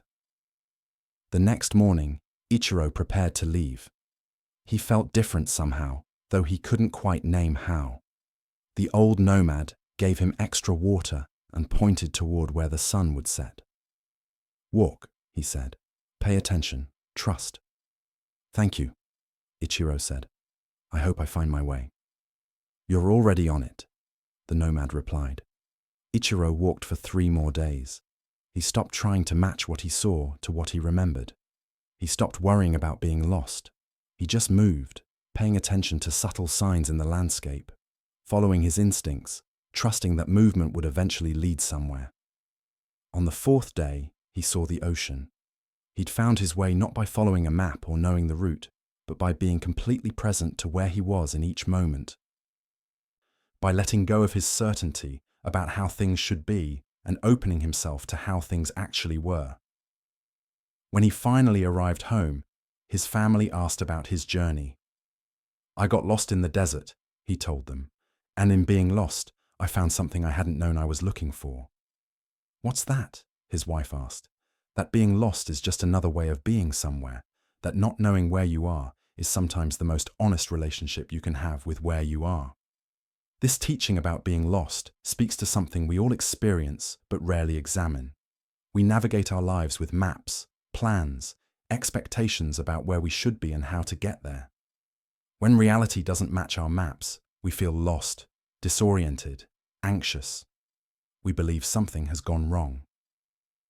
But what if being lost is simply being present to reality as it is, rather than as we think it should be? What if the feeling of being lost comes not from actually being in the wrong place, but from the gap between our expectations and our experience? Ichiro's certainty about the way home was based on a desert that no longer existed. The storm had changed everything. His map was useless, but he didn't realize this immediately. He kept trying to match what he saw to what he remembered, kept trying to force the new landscape into his old understanding. This is what made him lost. Not the changed desert, but his insistence that it should still match his memory of it. The old nomad understood something Ichiro had to learn. In a place that's always changing, certainty is a trap. The nomads didn't navigate by fixed maps. They navigated by constant attention, by reading the present moment, by trusting their ability to respond to what was actually there rather than what they expected to be there. When the nomad said, "You are here," he was offering Ichiro a profound teaching. Not that Ichiro was geographically located in a specific spot on a map, but that his actual experience, his actual reality was right here, right now. The coast might be days away, but that distance only existed as an idea. What actually existed was this fire, this moment, this awareness of being alive in a vast desert under infinite stars. We spend so much energy trying to figure out where we are in relation to where we think we should be. Am I on the right path? Am I making progress? Am I where I should be at my age, in my career, in my relationships, in my life? These questions assume there's a fixed map, a right way, a place we're supposed to be. But what if life is more like the desert after the storm? Always changing, never fixed, impossible to navigate with old maps. What if the feeling of being lost is just what it feels like to be alive in a reality that refuses to match our expectations? The nomads knew this. They couldn't know where they were going in any absolute sense, but they knew how to be where they were. They knew how to read the present moment, to feel the wind, to notice the quality of the sand, to move with attention and trust, rather than with certainty and control. This is what the Zen teaching of not knowing offers us. Not the anxiety of being lost, but the freedom of being here, fully present to what is, responding to reality rather than trying to force reality to match our expectations. In a bustling town along the main trade route between the capital and the coast, there lived a calligrapher known throughout the region for his beautiful work. His studio was small and simple, just a wooden table set up near the marketplace, where travelers and locals would stop to watch him work or hire him for special occasions. A young monk named Soshin had been traveling for weeks searching for a teacher. He'd heard of a great Zen master who lived in this town, someone who could guide him toward deeper understanding. But no one he asked seemed to know who this master was or where to find him. One afternoon, tired and discouraged, Soshin sat on a stone wall near the marketplace, watching the people pass. Merchants called out their wares. Children ran between the stalls, the smell of grilling fish and fresh bread mixed with the dust from the road. His eyes settled on an old man working at a calligraphy table. The man was perhaps 70, with white hair tied back simply and hands that moved across the paper with unhurried grace. He was painting characters onto rice paper, each stroke deliberate and flowing. Soshin watched for a while, finding something peaceful in the old man's presence. Eventually he stood up and approached the table. "Excuse me, elder," Soshin said, bowing respectfully. "I'm searching for a Zen master who lives in this town. I've been told he's a great teacher, but no one seems to know where I can find him. Have you heard of such a person?" The old man didn't look up from his work. He dipped his brush in ink and began forming a new character on fresh paper. "A Zen master," he said quietly. "What would his name be?" "That's the problem," Soshin admitted. "I don't know his name. I was just told he lives here and that he's known for his wisdom." The old man nodded slowly, still focused on his painting. "I've lived in this town a long time, but I don't recall meeting anyone who calls themselves a Zen master." Soshin felt his discouragement deepening. He'd come so far based on rumors and hope. Perhaps the master had moved away, or perhaps the stories had been exaggerated. "Are you certain?" Soshin pressed. "Perhaps someone known for their teaching or their meditation practice." The old man set down his brush and lifted the paper he'd been working on, holding it up to catch the afternoon light. The character he'd painted was elegant and strong, the ink still wet and glistening. A sudden gust of wind came through the marketplace, stirring dust and lifting the corners of fabric at the merchant stalls. The wind caught the paper in the old man's hands, and before he could secure it, the delicate sheet tore free and went tumbling through the air. They both watched as the paper danced on the wind, the wet ink beginning to smear and blur. It landed in a puddle of water near a vegetable stall, the character dissolving into illegible darkness. The old man looked at the ruined work without any visible distress. He simply turned back to his table and prepared a fresh sheet of paper. "That was beautiful work," Soshin said. "Aren't you upset that it was destroyed?" "Was it destroyed?" the old man asked mildly. He dipped his brush again. "Or did it just change form? The ink is still in the world, just no longer arranged as I arranged it." Soshin sat down on a small stool near the calligraphy table, his search for the master temporarily forgotten. There was something in the old man's presence that felt restful, unhurried, complete. "Have you been a calligrapher for long?" Soshin asked.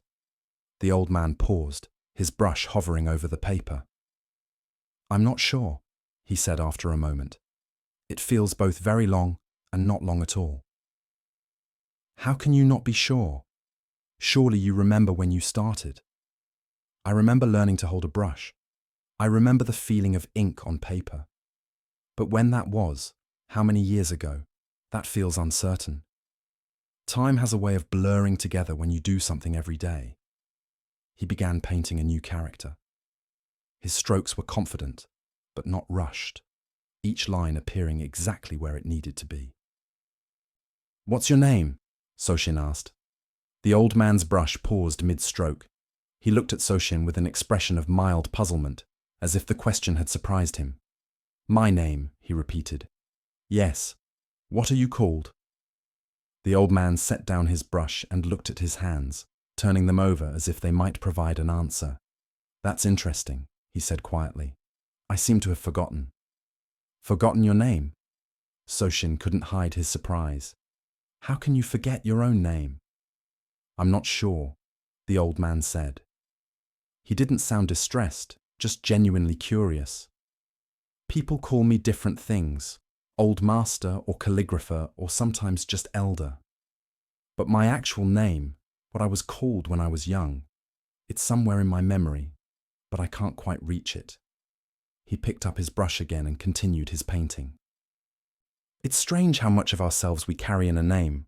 When I try to remember mine, I feel like I'm trying to remember who I was supposed to be rather than who I am." Soshin watched him work. The character taking shape on the paper was the word for empty or void. The old man painted it with complete attention. Each stroke connected to the breath, the hand moving as if the character was painting itself. "Doesn't it bother you?" Soshin asked. "Not knowing your own name?" "Should it?" The old man completed the final stroke and set down his brush. "I know how to paint. I know how to prepare ink and paper. I know the feeling of sitting here as the sun moves across the sky. I know the faces of the people who pass by each day. These things I know directly, but my name, that's just a sound other people make to get my attention. Whether I remember it or not doesn't change who I am in this moment." He looked at Soshin with clear, peaceful eyes. "Who are you when no one calls your name? Who are you in the space before anyone speaks to you? That's what I experience most of the time now, not being someone with a particular history and identity, but just being this awareness, this presence here at this table painting characters." A customer approached, interrupting their conversation. She wanted a blessing painted for her new grandchild. The old man listened to her request, nodded, and began painting. His brush moved across the paper with the same steady grace, and the woman watched with reverence, clearly seeing something special in his work. When she left, clutching her rolled paper carefully, Soshin said, "People respect you. They come to you for important things. Surely you must have some reputation, some name that people know you by." "Perhaps," the old man said, "but reputation is like a name. It's something others carry, not something I need to hold." He cleaned his brushes in a small bowl of water, watching the ink spread and dissipate in the clear liquid. "When I was younger, I worried very much about my name, my reputation, whether people thought well of my work. I carried all of that like weight, but somewhere along the way I set it down. Or perhaps it just wore away like these characters will wear away if left in the sun and rain." Soshin sat quietly, absorbing this. After a while he said, "I think I've been searching for the wrong thing." "What were you searching for?" "A teacher with a name, with a reputation, with credentials that would prove he could teach me." "But maybe the best teacher is someone who's forgotten all of that." The old man smiled slightly. "Or maybe you've just found an old calligrapher who's forgotten his name. Sometimes things are exactly what they appear to be, nothing more." As the sun began to set and the marketplace grew quieter, Soshin helped the old man pack up his supplies. They worked together in companionable silence, and Soshin realized he felt more peaceful than he had in weeks of searching. "May I come back tomorrow?" Soshin asked. "The table will be here," the old man said, "whether I remember you or not." Soshin laughed, unsure if the old man was joking. But when he returned the next day, and many days after, he discovered that the calligrapher's forgetting was genuine. Each day, Soshin had to introduce himself again. Each day they would talk as if for the first time, and each day Soshin learned something he couldn't quite put into words, something about presence and letting go, about being here without needing to be anyone in particular. Years later, when people asked about his teacher, he would say, "I studied with an old calligrapher. I never learned his name, and he never learned mine. But in that not knowing, I learned more than any name could teach." This teaching about forgetting your name speaks to something subtle but profound about identity. We carry our names, our roles, our reputations like weights. They tell us who we're supposed to be, how we're supposed to act, what's expected of us. We build entire structures of self around these labels. The old calligrapher had let go of even the most basic label, his own name. Not through effort or practice, but through a natural process of releasing what wasn't necessary. He didn't need to know his name to paint beautifully. He didn't need a reputation to be present to each moment. He didn't need identity to be aware, to breathe, to exist. Notice that his forgetting wasn't a loss. He hadn't become less capable or less present. If anything, he'd become more present because he wasn't carrying the weight of being someone in particular. Each moment was fresh. Each conversation was new. Each day was his first day sitting at that table painting characters. In Zen Buddhism, there's a teaching about the self being empty. Not meaning we don't exist, but meaning we're not the fixed, solid thing we think we are. The self is more like a river than a rock, always flowing, always changing, never actually the same from one moment to the next. The name, the identity, the story we tell about who we are, these are like trying to capture the river in a photograph. The photograph might be useful, but it's not the river. When Soshin asked, "Doesn't it bother you?" the calligrapher responded with his own question, "Should it?" This points to something important. We assume forgetting who we are would be distressing because we believe our identity is essential to our existence. But what if it's not? What if who we are in this moment, in this immediate experience, is enough? Consider what you might discover if you forgot your name, not literally, but in the sense of releasing your attachment to being someone in particular. What would remain? What would you lose? And might what remains be more real, more present, more alive than the identity you've been carrying? In a province known for its artists and craftspeople, there was a painter who had gained recognition for the extraordinary simplicity of his work. His name was Sato, and people travelled from distant cities to watch him paint or to commission pieces for their homes. Sato specialized in one subject only. He painted circles, just circles. Nothing else.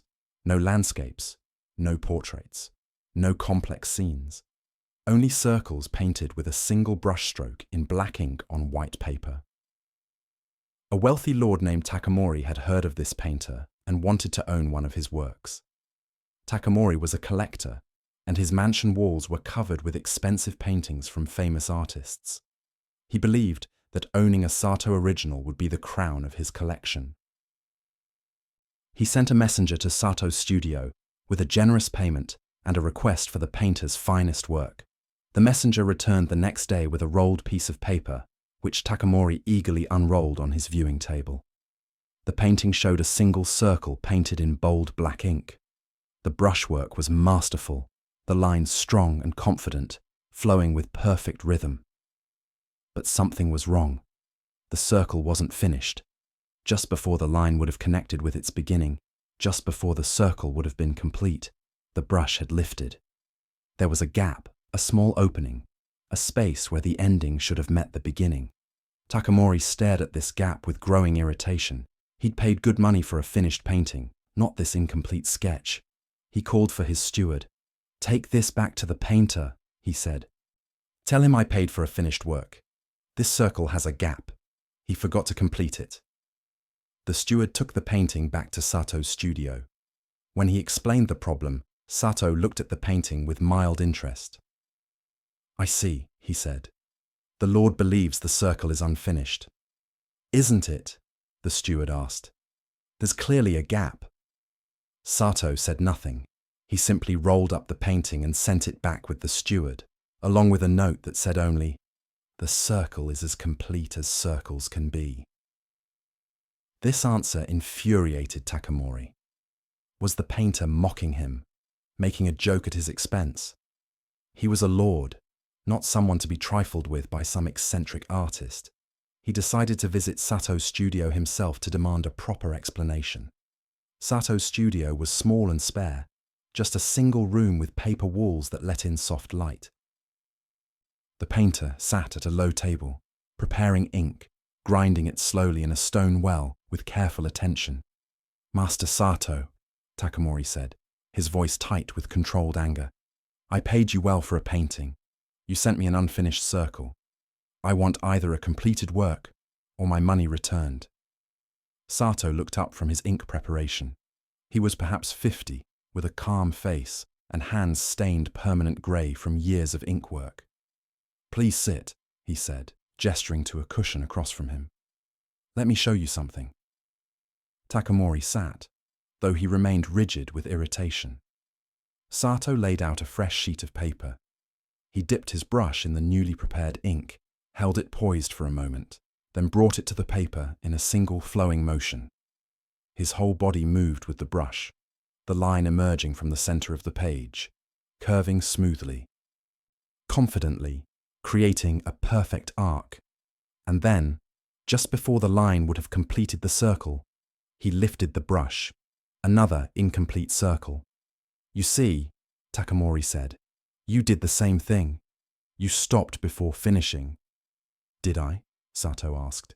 He laid out another sheet of paper and painted another circle, again stopping just before completion, then another and another, each one identical, each one with that same small gap where the ending would have met the beginning. "Why do you keep stopping?" Takamori demanded. "Why not complete even one circle?" Sato set down his brush. "When does a circle become complete?" "When it closes, when the line connects with itself." "And then what?" Takamori frowned. "What do you mean, and then what?" "Then it's a circle, a finished thing, perfect and complete." Sato nodded slowly. "A finished thing, perfect and complete. Nothing left to do, nowhere left to go. Is that what you want?" "That's what a circle is," Takamori said, feeling his certainty beginning to waver somehow. "Is it?" Sato gestured toward the window where a cart was rolling past on the road outside. "Look at that wheel. Is it complete?" "Of course, it's a circle." "And yet it keeps turning. If it were truly complete, truly finished, would it move?" Takamori opened his mouth to argue, then stopped. He looked at the wheel, at its constant rotation, its endless movement. Sato picked up one of the incomplete circles. "This line," he said, tracing his finger along the painted arc, "contains the entire journey of the brush, beginning, middle, and end. When I lift the brush here, just before completion, something remains possible. The circle could still become. It hasn't finished becoming yet." "That doesn't make sense," Takamori said, but his voice was quieter now, less certain.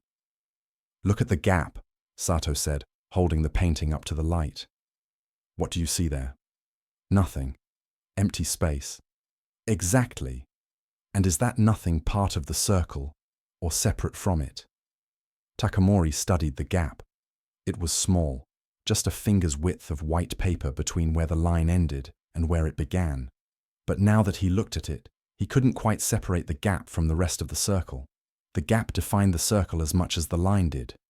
Without that space, there would be no beginning, no end, no journey of the brush. "The moment I complete the circle," Sato continued, "it dies. It becomes a finished thing, static, unchanging. But while this gap remains, the circle is still alive, still in motion, still becoming. The incompleteness is not a flaw. It's what keeps it breathing." He laid out several of his incomplete circles on the table. "In Zen, we say that the gap between words is where truth lives. The space between notes is where music happens. The emptiness in a bowl is what makes it useful. If I close this circle, I would be closing off possibility. The gap is an invitation, an opening, a space for you to enter and complete it yourself, or to leave it incomplete and let it remain in motion. Takamori sat in silence, looking at the paintings. Slowly, something shifted in his perception. The gap that had seemed like a mistake, like incompleteness, began to look different. It became the most important part of the painting. The breath, the pause, the space where something could still happen. "How long have you been painting circles this way?" he asked quietly. 30 years, Sato said. "In the beginning, I tried to paint perfect circles completely closed. I studied technique, I practiced endlessly, and I created many perfect circles. What changed? One day my brush slipped. I was completing a circle, and at the last moment, my hand trembled. The line didn't quite connect. I looked at this mistake and saw something I'd never seen in all my perfect circles. I saw life, movement, possibility. Since then, I've never closed a circle." He prepared fresh ink. Every complete thing is already dead. Every finished thought is already old. Every closed circle is already a tomb. But this, he painted another arc, lifting his brush just before completion. "This is still alive." Takamori picked up the painting Sato had originally sent him. He looked at it with new eyes. The gap that had irritated him now seemed like the painting breathing, like space for his own experience to enter and participate. "I understand now," he said. "Or at least I'm beginning to. May I keep this painting?" "It was always yours," Sato said. "Though perhaps now you can see what you're keeping." Takamori took the painting home and hung it in his private study, not in the main gallery, with his other important artworks. Every day he would sit before it, looking at that small gap, that space where the circle almost but not quite completed itself. And in that gap, he found something his other perfect, finished paintings could never give him. He found an opening, a breath, a space for his own awareness to rest. Years later, visitors to his home would ask about the painting. "It's not finished," they would say, pointing to the gap, and Takamori would smile. "Exactly." This teaching about the incomplete circle reveals something subtle about perfection and completion. We spend our lives trying to finish things, to complete our projects, to tie everything up neatly, to reach the point where we can finally say, "Done." We believe that completion is the goal, that perfection means nothing left incomplete. But Sato understood something different. The moment something is complete, it stops moving. It becomes fixed. It closes off possibility.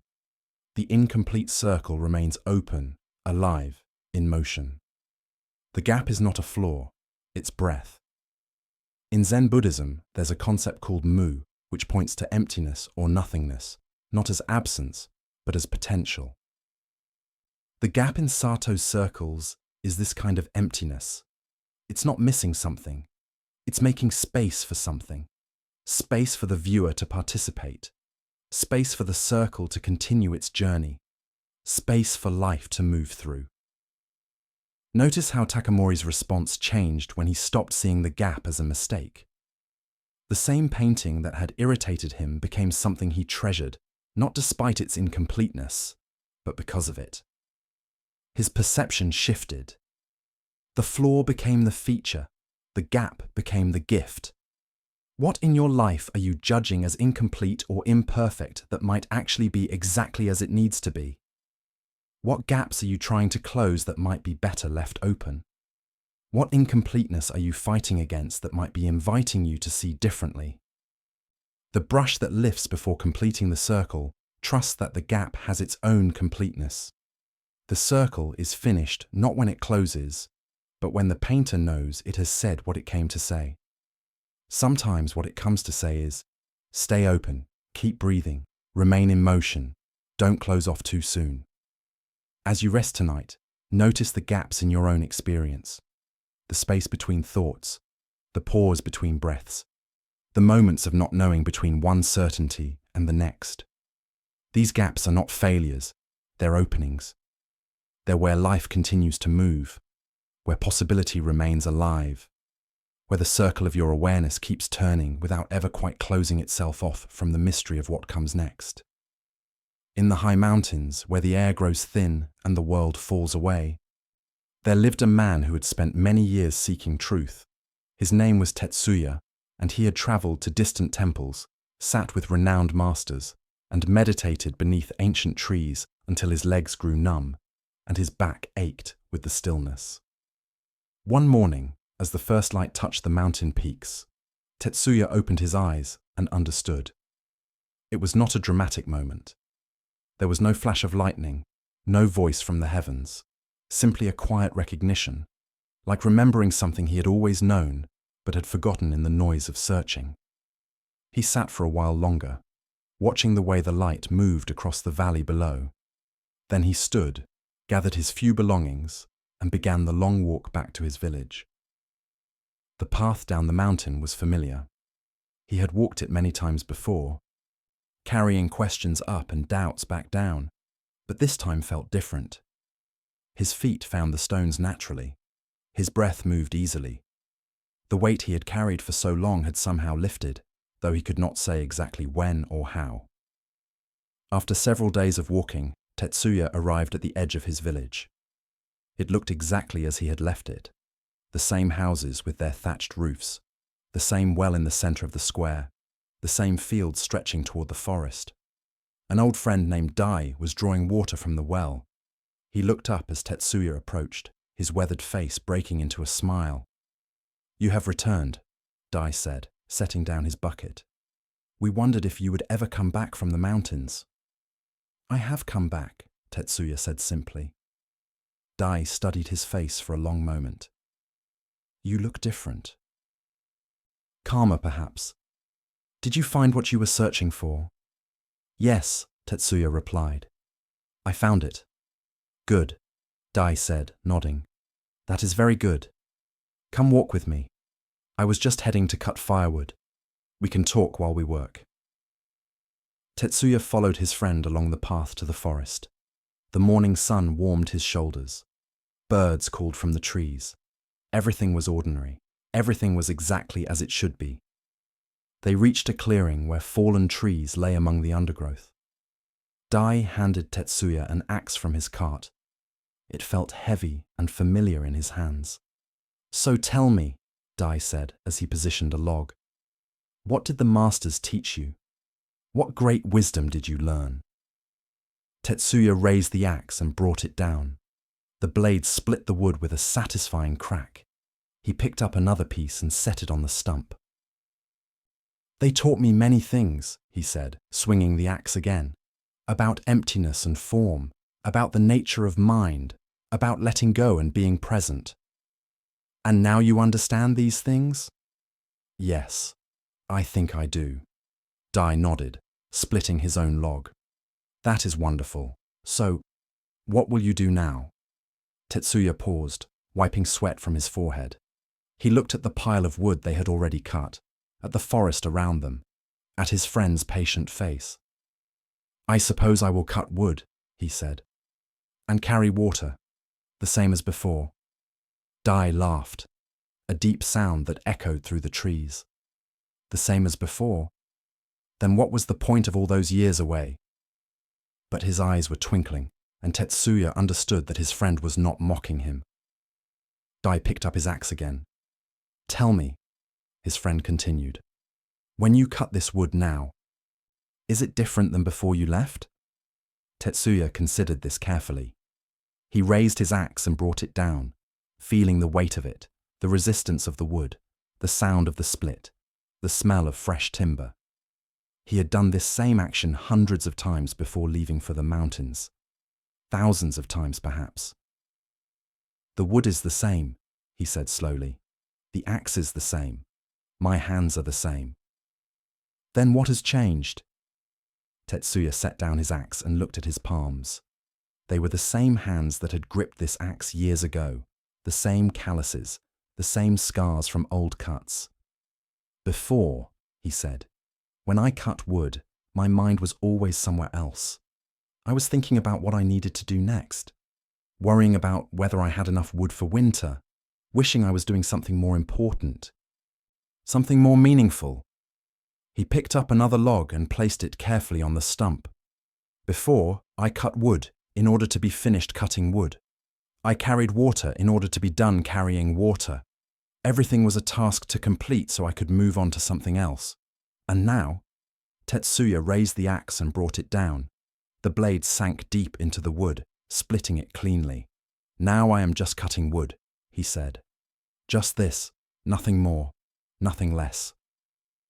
They worked together in silence for a while. The sun rose higher. The pile of split wood grew. Sweat soaked through their robes. It was hard work. It had always been hard work, but Tetsuya found himself smiling. Later, as they loaded the wood onto the cart, Dai spoke again. Do you remember old Master Fumio from the village? Of course. He passed away while I was in the mountains. Yes. Do you know what he used to say? Dai secured the last bundle of wood with rope. He used to say that before he studied Zen, mountains were mountains and rivers were rivers. Then when he began studying Zen, mountains were no longer mountains and rivers were no longer rivers. But after many years of study, mountains were once again mountains and rivers were once again rivers. I remember that saying, Tetsuya said. I never understood what it meant. Do you understand it now? Tetsuya thought about this as they began pulling the cart back toward the village. The wheels creaked. The wood shifted and settled. His feet found their rhythm on the familiar path. I think I do, he said finally. When I first left the village, I thought cutting wood was just cutting wood. A simple task. Nothing special. Then I learned about presence and mindfulness and enlightenment, and suddenly cutting wood became this profound practice. I was trying to cut wood mindfully, trying to be present while cutting wood, trying to make it into something spiritual. And now? Now cutting wood is just cutting wood again. But it's different. I'm not trying to make it special. I'm not trying to make it ordinary. It's simply what it is. And that's enough. Dai smiled, but said nothing. They walked the rest of the way in comfortable silence. When they reached the village, they unloaded the wood near Dai's house, stacking it carefully for the winter ahead. Will you stay in the village? Dai asked when they finished. Or will you go back to the mountains? Tetsuya looked around at the familiar houses, the well, the fields. He could hear children playing somewhere nearby, smell bread baking, feel the solid earth beneath his feet. I will stay, he said. The mountains taught me what I needed to learn, but life is here. The wood still needs cutting. The water still needs carrying. The fields still need tending. These things have not changed. But you have changed, Dai said. Perhaps. Or perhaps I've simply returned to what I always was, beneath all the seeking and striving. That evening, Tetsuya drew water from the village well. The bucket was heavy as he pulled it up, hand over hand. The rope was rough against his palms. The water sloshed and sparkled in the fading light. He had drawn water from this same well countless times in his youth. Back then, it had been just another chore. Something to get done quickly so he could move on to more interesting things. During his time in the mountains, he had sometimes thought about these simple tasks with a kind of nostalgia, imagining them as profound practices he had been too blind to appreciate. But now, drawing water from the well, he was doing neither of those things. He was not rushing through a chore. He was not turning it into a spiritual practice. He was simply drawing water. His hands pulled the rope. The bucket rose. The water poured into his jar. That was all. That was everything. A young boy from the village approached, carrying his own bucket. Master Tetsuya, the boy said shyly, they say you have returned from the mountains, that you have become enlightened. Tetsuya smiled. I have returned from the mountains. Yes. Will you teach me what you learned? Tetsuya handed the boy the rope. Draw water from the well, he said. The boy looked confused, but did as he was told. He threw the bucket down and began pulling it back up. Now what? The boy asked when his bucket was full. Now carry it home, Tetsuya said. Carefully so you don't spill any. But that's all. That's all. The boy stood there, clearly expecting something more profound. Tetsuya understood. He had once been the same way, always seeking the hidden meaning, the secret teaching, the special practice that would unlock understanding. When you carry the water, Tetsuya said gently, just carry the water.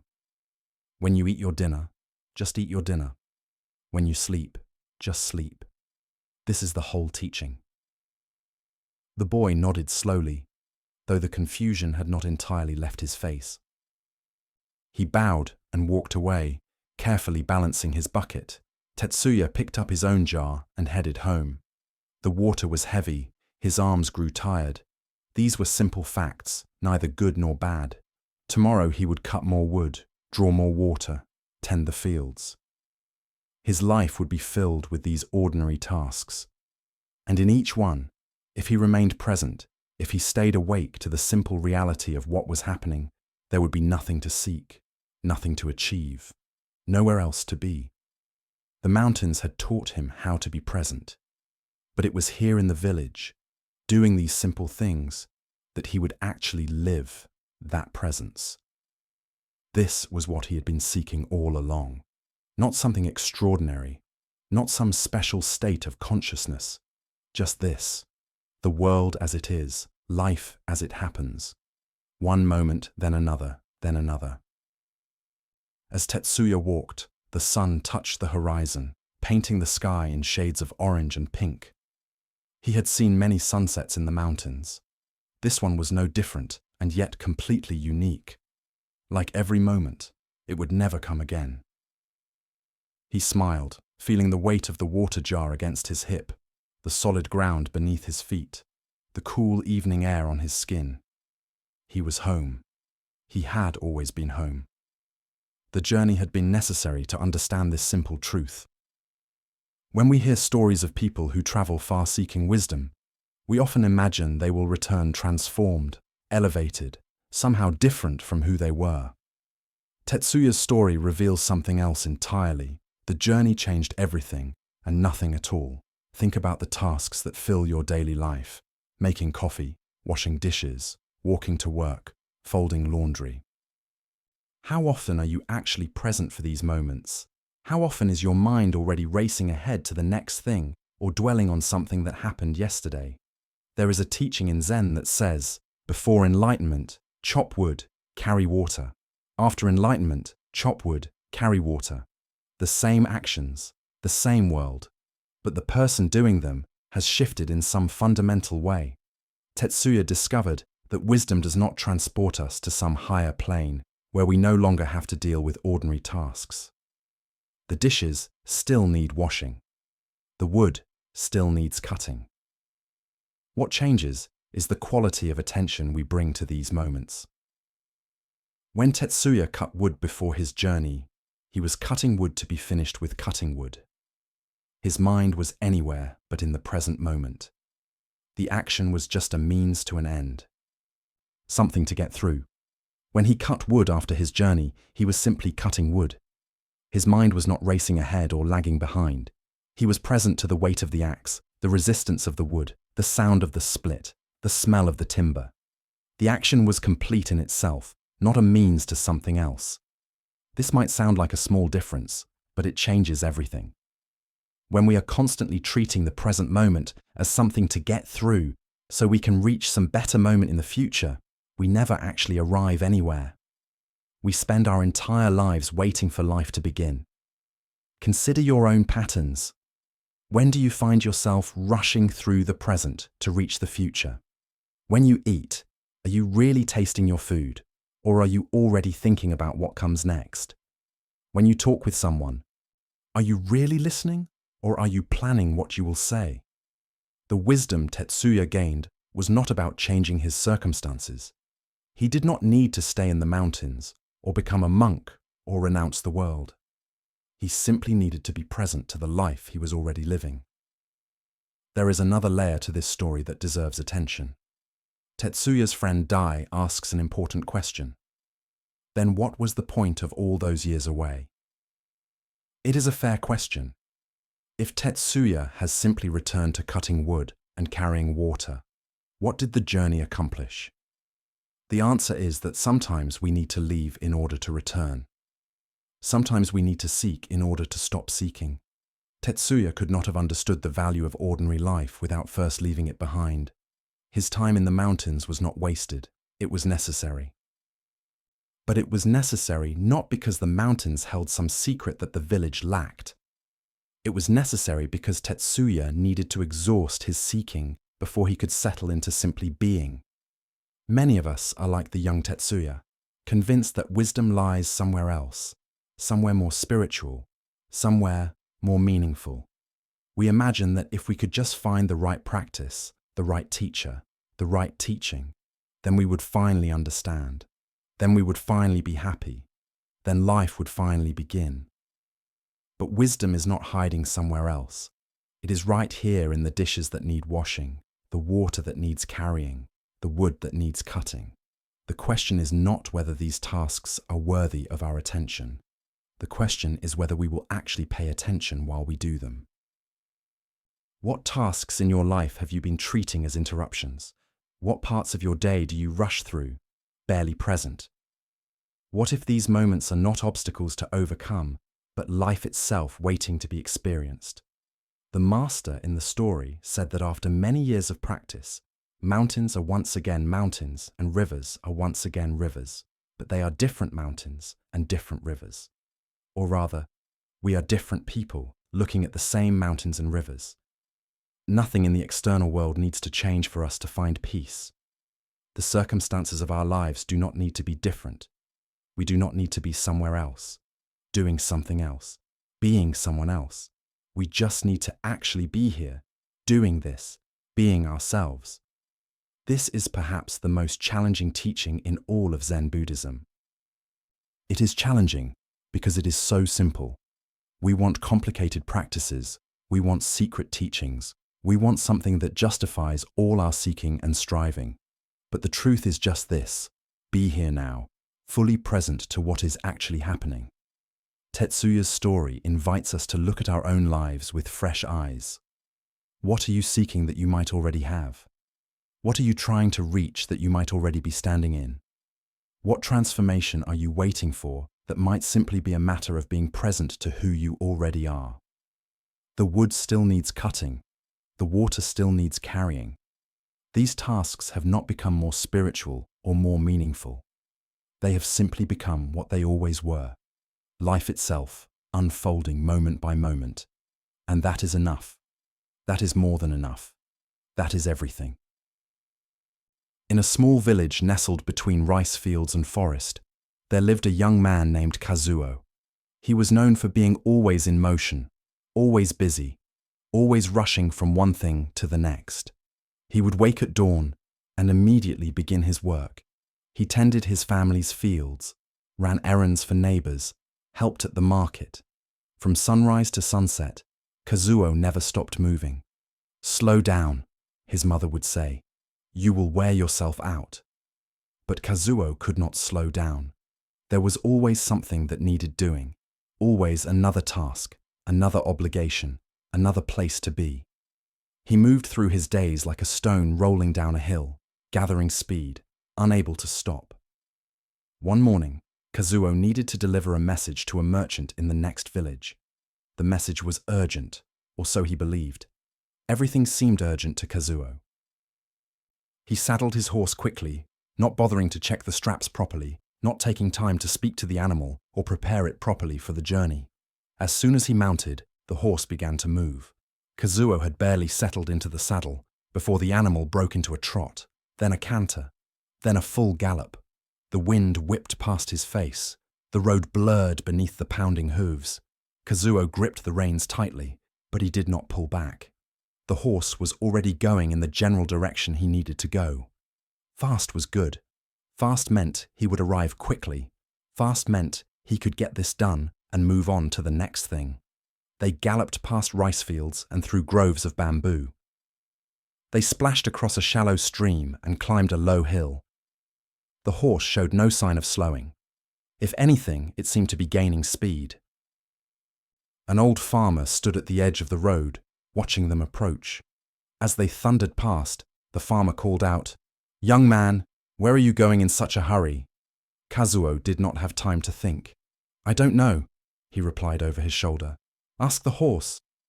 The words left his mouth before he realized what he had said, and as soon as he heard them aloud, something shifted inside him. "I don't know. Ask the horse." He was on a horse, galloping at breakneck speed, and he did not actually know where he was going. Oh, he had a destination in mind. A village, a merchant, a message to deliver. But in this moment, right now, he was not steering the horse. The horse was carrying him. He was just along for the ride, holding on, pretending to be in control. For the first time in a very long time, Kazuo actually noticed what was happening. He felt the muscles of the horse bunching and stretching beneath him. He felt how tightly he was gripping the reins, his knuckles white with tension. He felt the way his body was rigid with the effort of staying on, as if he was fighting the animal rather than riding it. And he realized something troubling. He could not remember the last time he had actually chosen to do something. He woke up and began moving, because that was what he did every day. He rushed from task to task, because there were always tasks waiting. He never stopped to ask himself what he actually wanted to do. He just did what seemed to need doing next. He was like a leaf in a stream, carried by the current, tumbling along without any choice in the matter. Except unlike a leaf, he had somehow convinced himself that he was steering, that he was in charge, that he was deciding. Carefully, cautiously, Kazuo began to pull back on the reins. Not hard, not suddenly, just a gentle pressure, testing whether the horse would respond. The horse ignored him and kept galloping. Kazuo pulled a bit harder. Still nothing. The animal had its own momentum now, its own ideas about where it was going and how fast. "Easy," Kazuo said, his voice shaking slightly. "Easy now." He pulled back more firmly, leaning his weight back in the saddle. Finally, reluctantly, the horse began to slow, from a gallop to a canter, from a canter to a trot, from a trot to a walk, and then finally they stopped. Kazuo sat on the horse in the middle of the road. His heart was pounding, his hands were trembling. The horse stood quietly beneath him, flanks heaving, steam rising from its coat in the cool morning air. How long had it been since he had stopped like this? Just stopped. Not because he had arrived somewhere, not because a task was finished, just stopped. He looked around. He had no idea where he was. The road stretched behind him and ahead of him, fields on either side, a mountain in the distance. It could have been anywhere. He had been so focused on getting somewhere, getting things done, keeping up with everything that needed doing that he had stopped noticing where he actually was. He was always leaning forward into the next moment, never present to this moment. Slowly, Kazuo dismounted. His legs felt shaky as his feet touched the ground. The horse turned its head to look at him, as if asking what happened to all that urgency.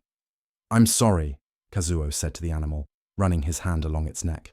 "I wasn't paying attention. I wasn't really choosing. I just got on and let you run." The horse exhaled a long, slow breath. They stood together in the quiet of the road. Kazuo realized he was thirsty. When had he last stopped for water? He realized he was tired. When had he last rested without feeling guilty about it? He realized he did not actually care about delivering this message urgently. It could wait. Most things could wait. What could not wait was this, the need to actually be present to his own life, the need to stop pretending that rushing through everything was the same as living. He led the horse to a stream beside the road. While the animal drank, Kazuo cupped his hands and drank too. The water was cold and clean. He could not remember ever tasting water this clearly before. Had he always drunk so quickly, so absently that he never actually tasted anything? They rested there for a long while. Kazuo had no idea how long. Time felt different when he was not racing against it. Eventually, he remounted the horse, but this time he was different. He held the reins with attention, but not desperation. When he asked the horse to move, he felt it respond, not because it had its own agenda, but because he was actually present, actually aware, actually making a choice about where they would go and how fast. They walked, just a quiet walk along the road. Kazuo noticed everything. The way the sun filtered through the leaves, the sound of birds in the forest, the smell of earth and growing things. When had he last noticed any of this? He thought about his life, all the rushing, all the constant activity. He had thought he was being productive, efficient, responsible. But now he wondered if he had simply been avoiding something, avoiding stillness, avoiding silence, avoiding the questions that arise when you stop moving long enough to ask them. What did he actually want? Not what he thought he should want, not what others expected of him, but what did his own heart desire? He did not know. He had been so busy doing what needed to be done that he had never asked. By the time Kazuo reached the next village, it was afternoon. The merchant was surprised to see him moving so slowly, so calmly. "I expected you hours ago," the merchant said. The message was urgent. "It arrived when it arrived," Kazuo said.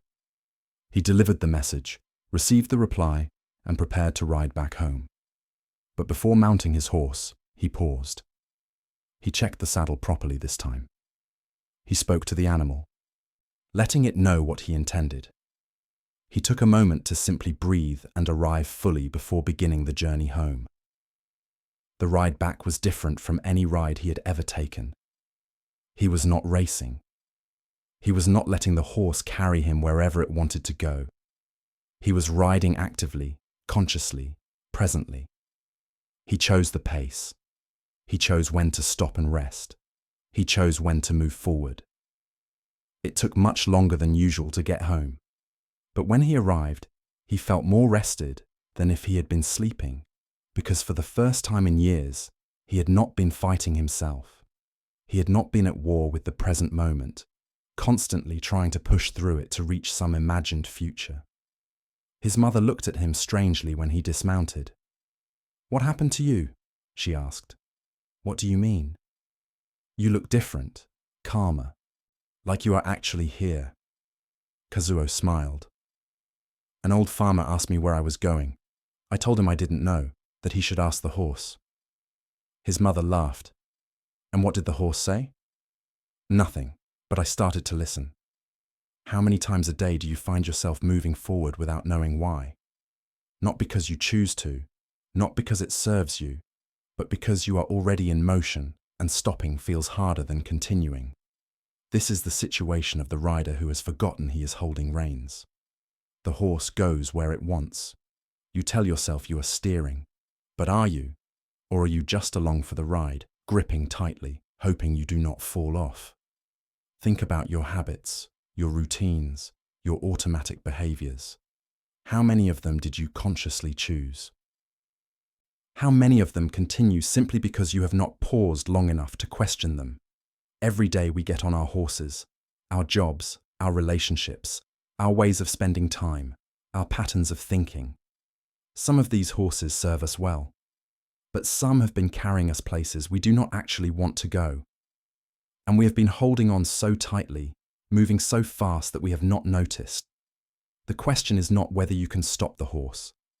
You can. The reins are in your hands. They have always been in your hands. The question is whether you will. What would happen if you paused right now? Not later. Not when things calm down. Not when you have finished everything on your list. Right now. What would happen if you stopped, even for a moment, and asked yourself, where am I actually going? Do I want to be going there? Am I choosing this, or is this just momentum? These are not comfortable questions. It is easier to keep moving, easier to stay busy, easier to let the horse run and pretend we are steering. But at some point, if we want to live our own lives instead of being carried along by them, we have to pull back on the reins. Kazuo's moment of recognition came when he heard his own words. I don't know. Ask the horse. Sometimes we need to hear ourselves, really hear ourselves to recognize the truth of our situation. Listen to what you say. Listen to how you explain your choices. How often do you say, I have to, when you actually mean, I have chosen to, though I am not sure why? How often do you say, I can't, when you mean, I am afraid to?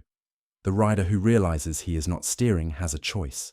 He can panic, which only makes things worse. Or he can breathe, settle, and begin to gently reclaim control.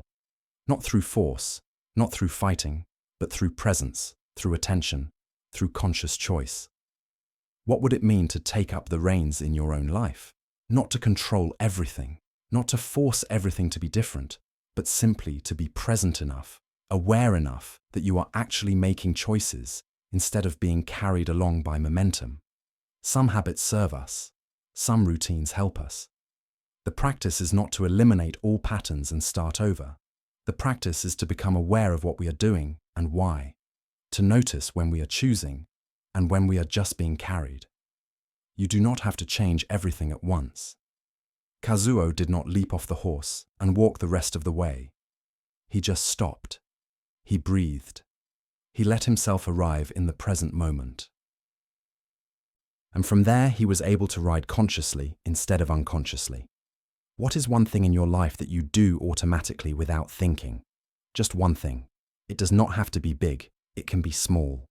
How you start your morning, how you respond to certain people, how you fill your free time. Can you bring awareness to it?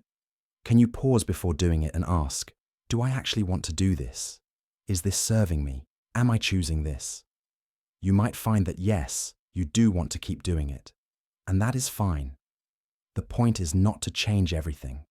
The point is to choose, to be present, to hold the reins.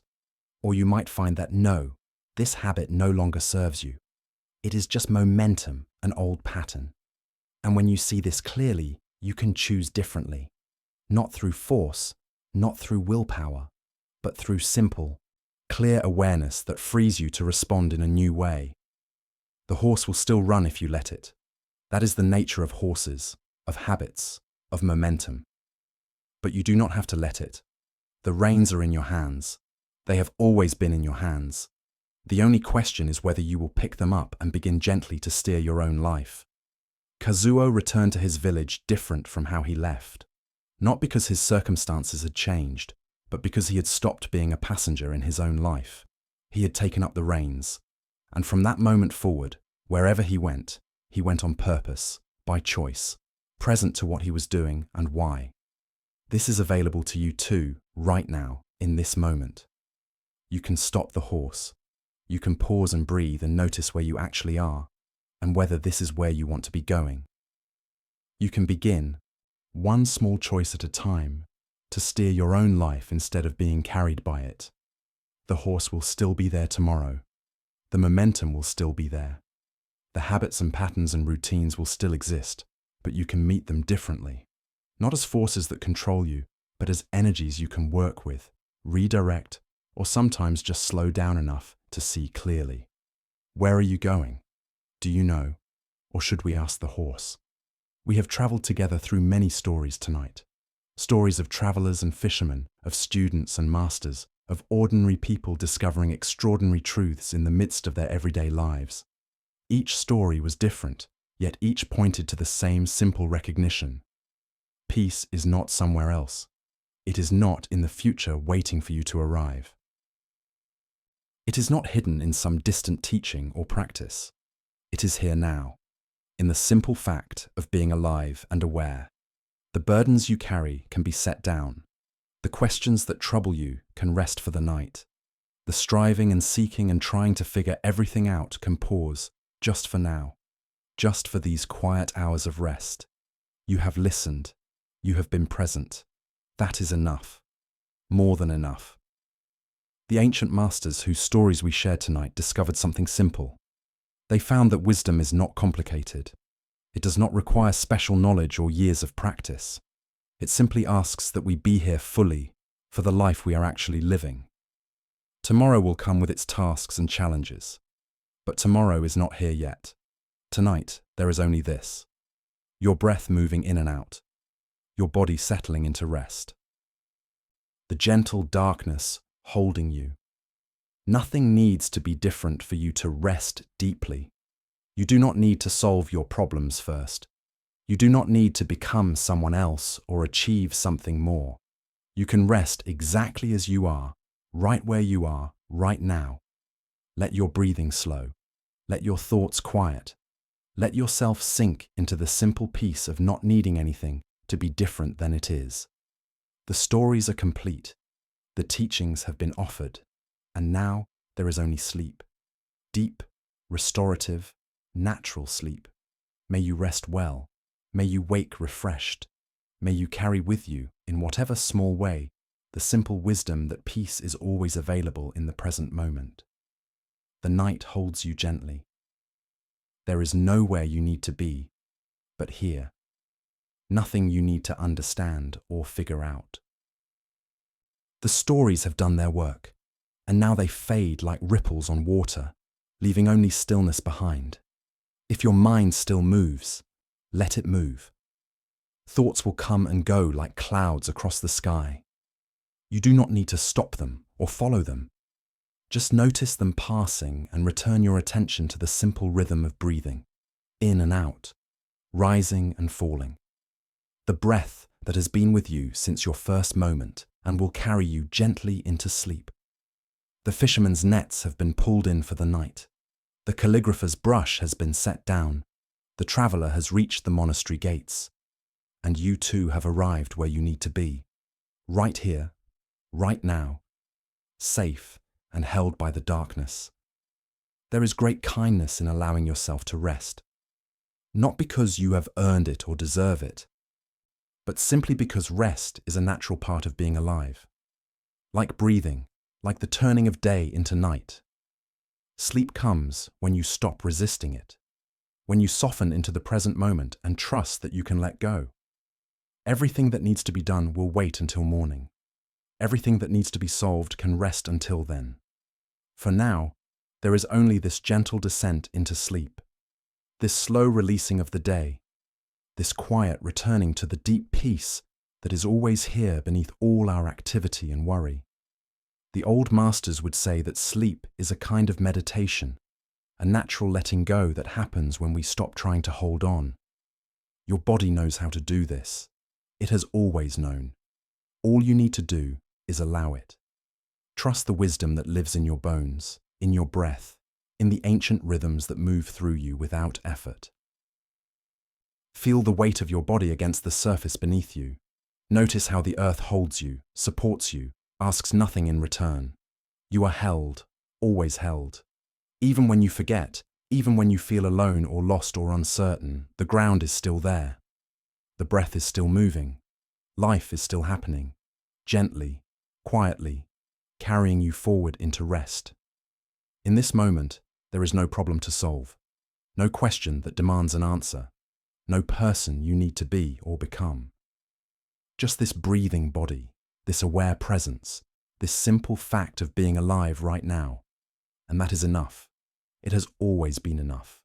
The stories spoke of fishermen and travelers, of monks and farmers and calligraphers, but they were all speaking about you, about the journey you are on, about the burdens you carry and the peace that waits when you set them down, about the ordinary moments that hold everything sacred when we finally pay attention. Let sleep find you the way water finds its level, without effort, without striving. Just a natural settling into what is already here. Your eyes are heavy or they are not. Your mind is quiet or it is not. Either way is fine. Sleep will come in its own time, in its own way, and you do not need to chase it. Sleep well.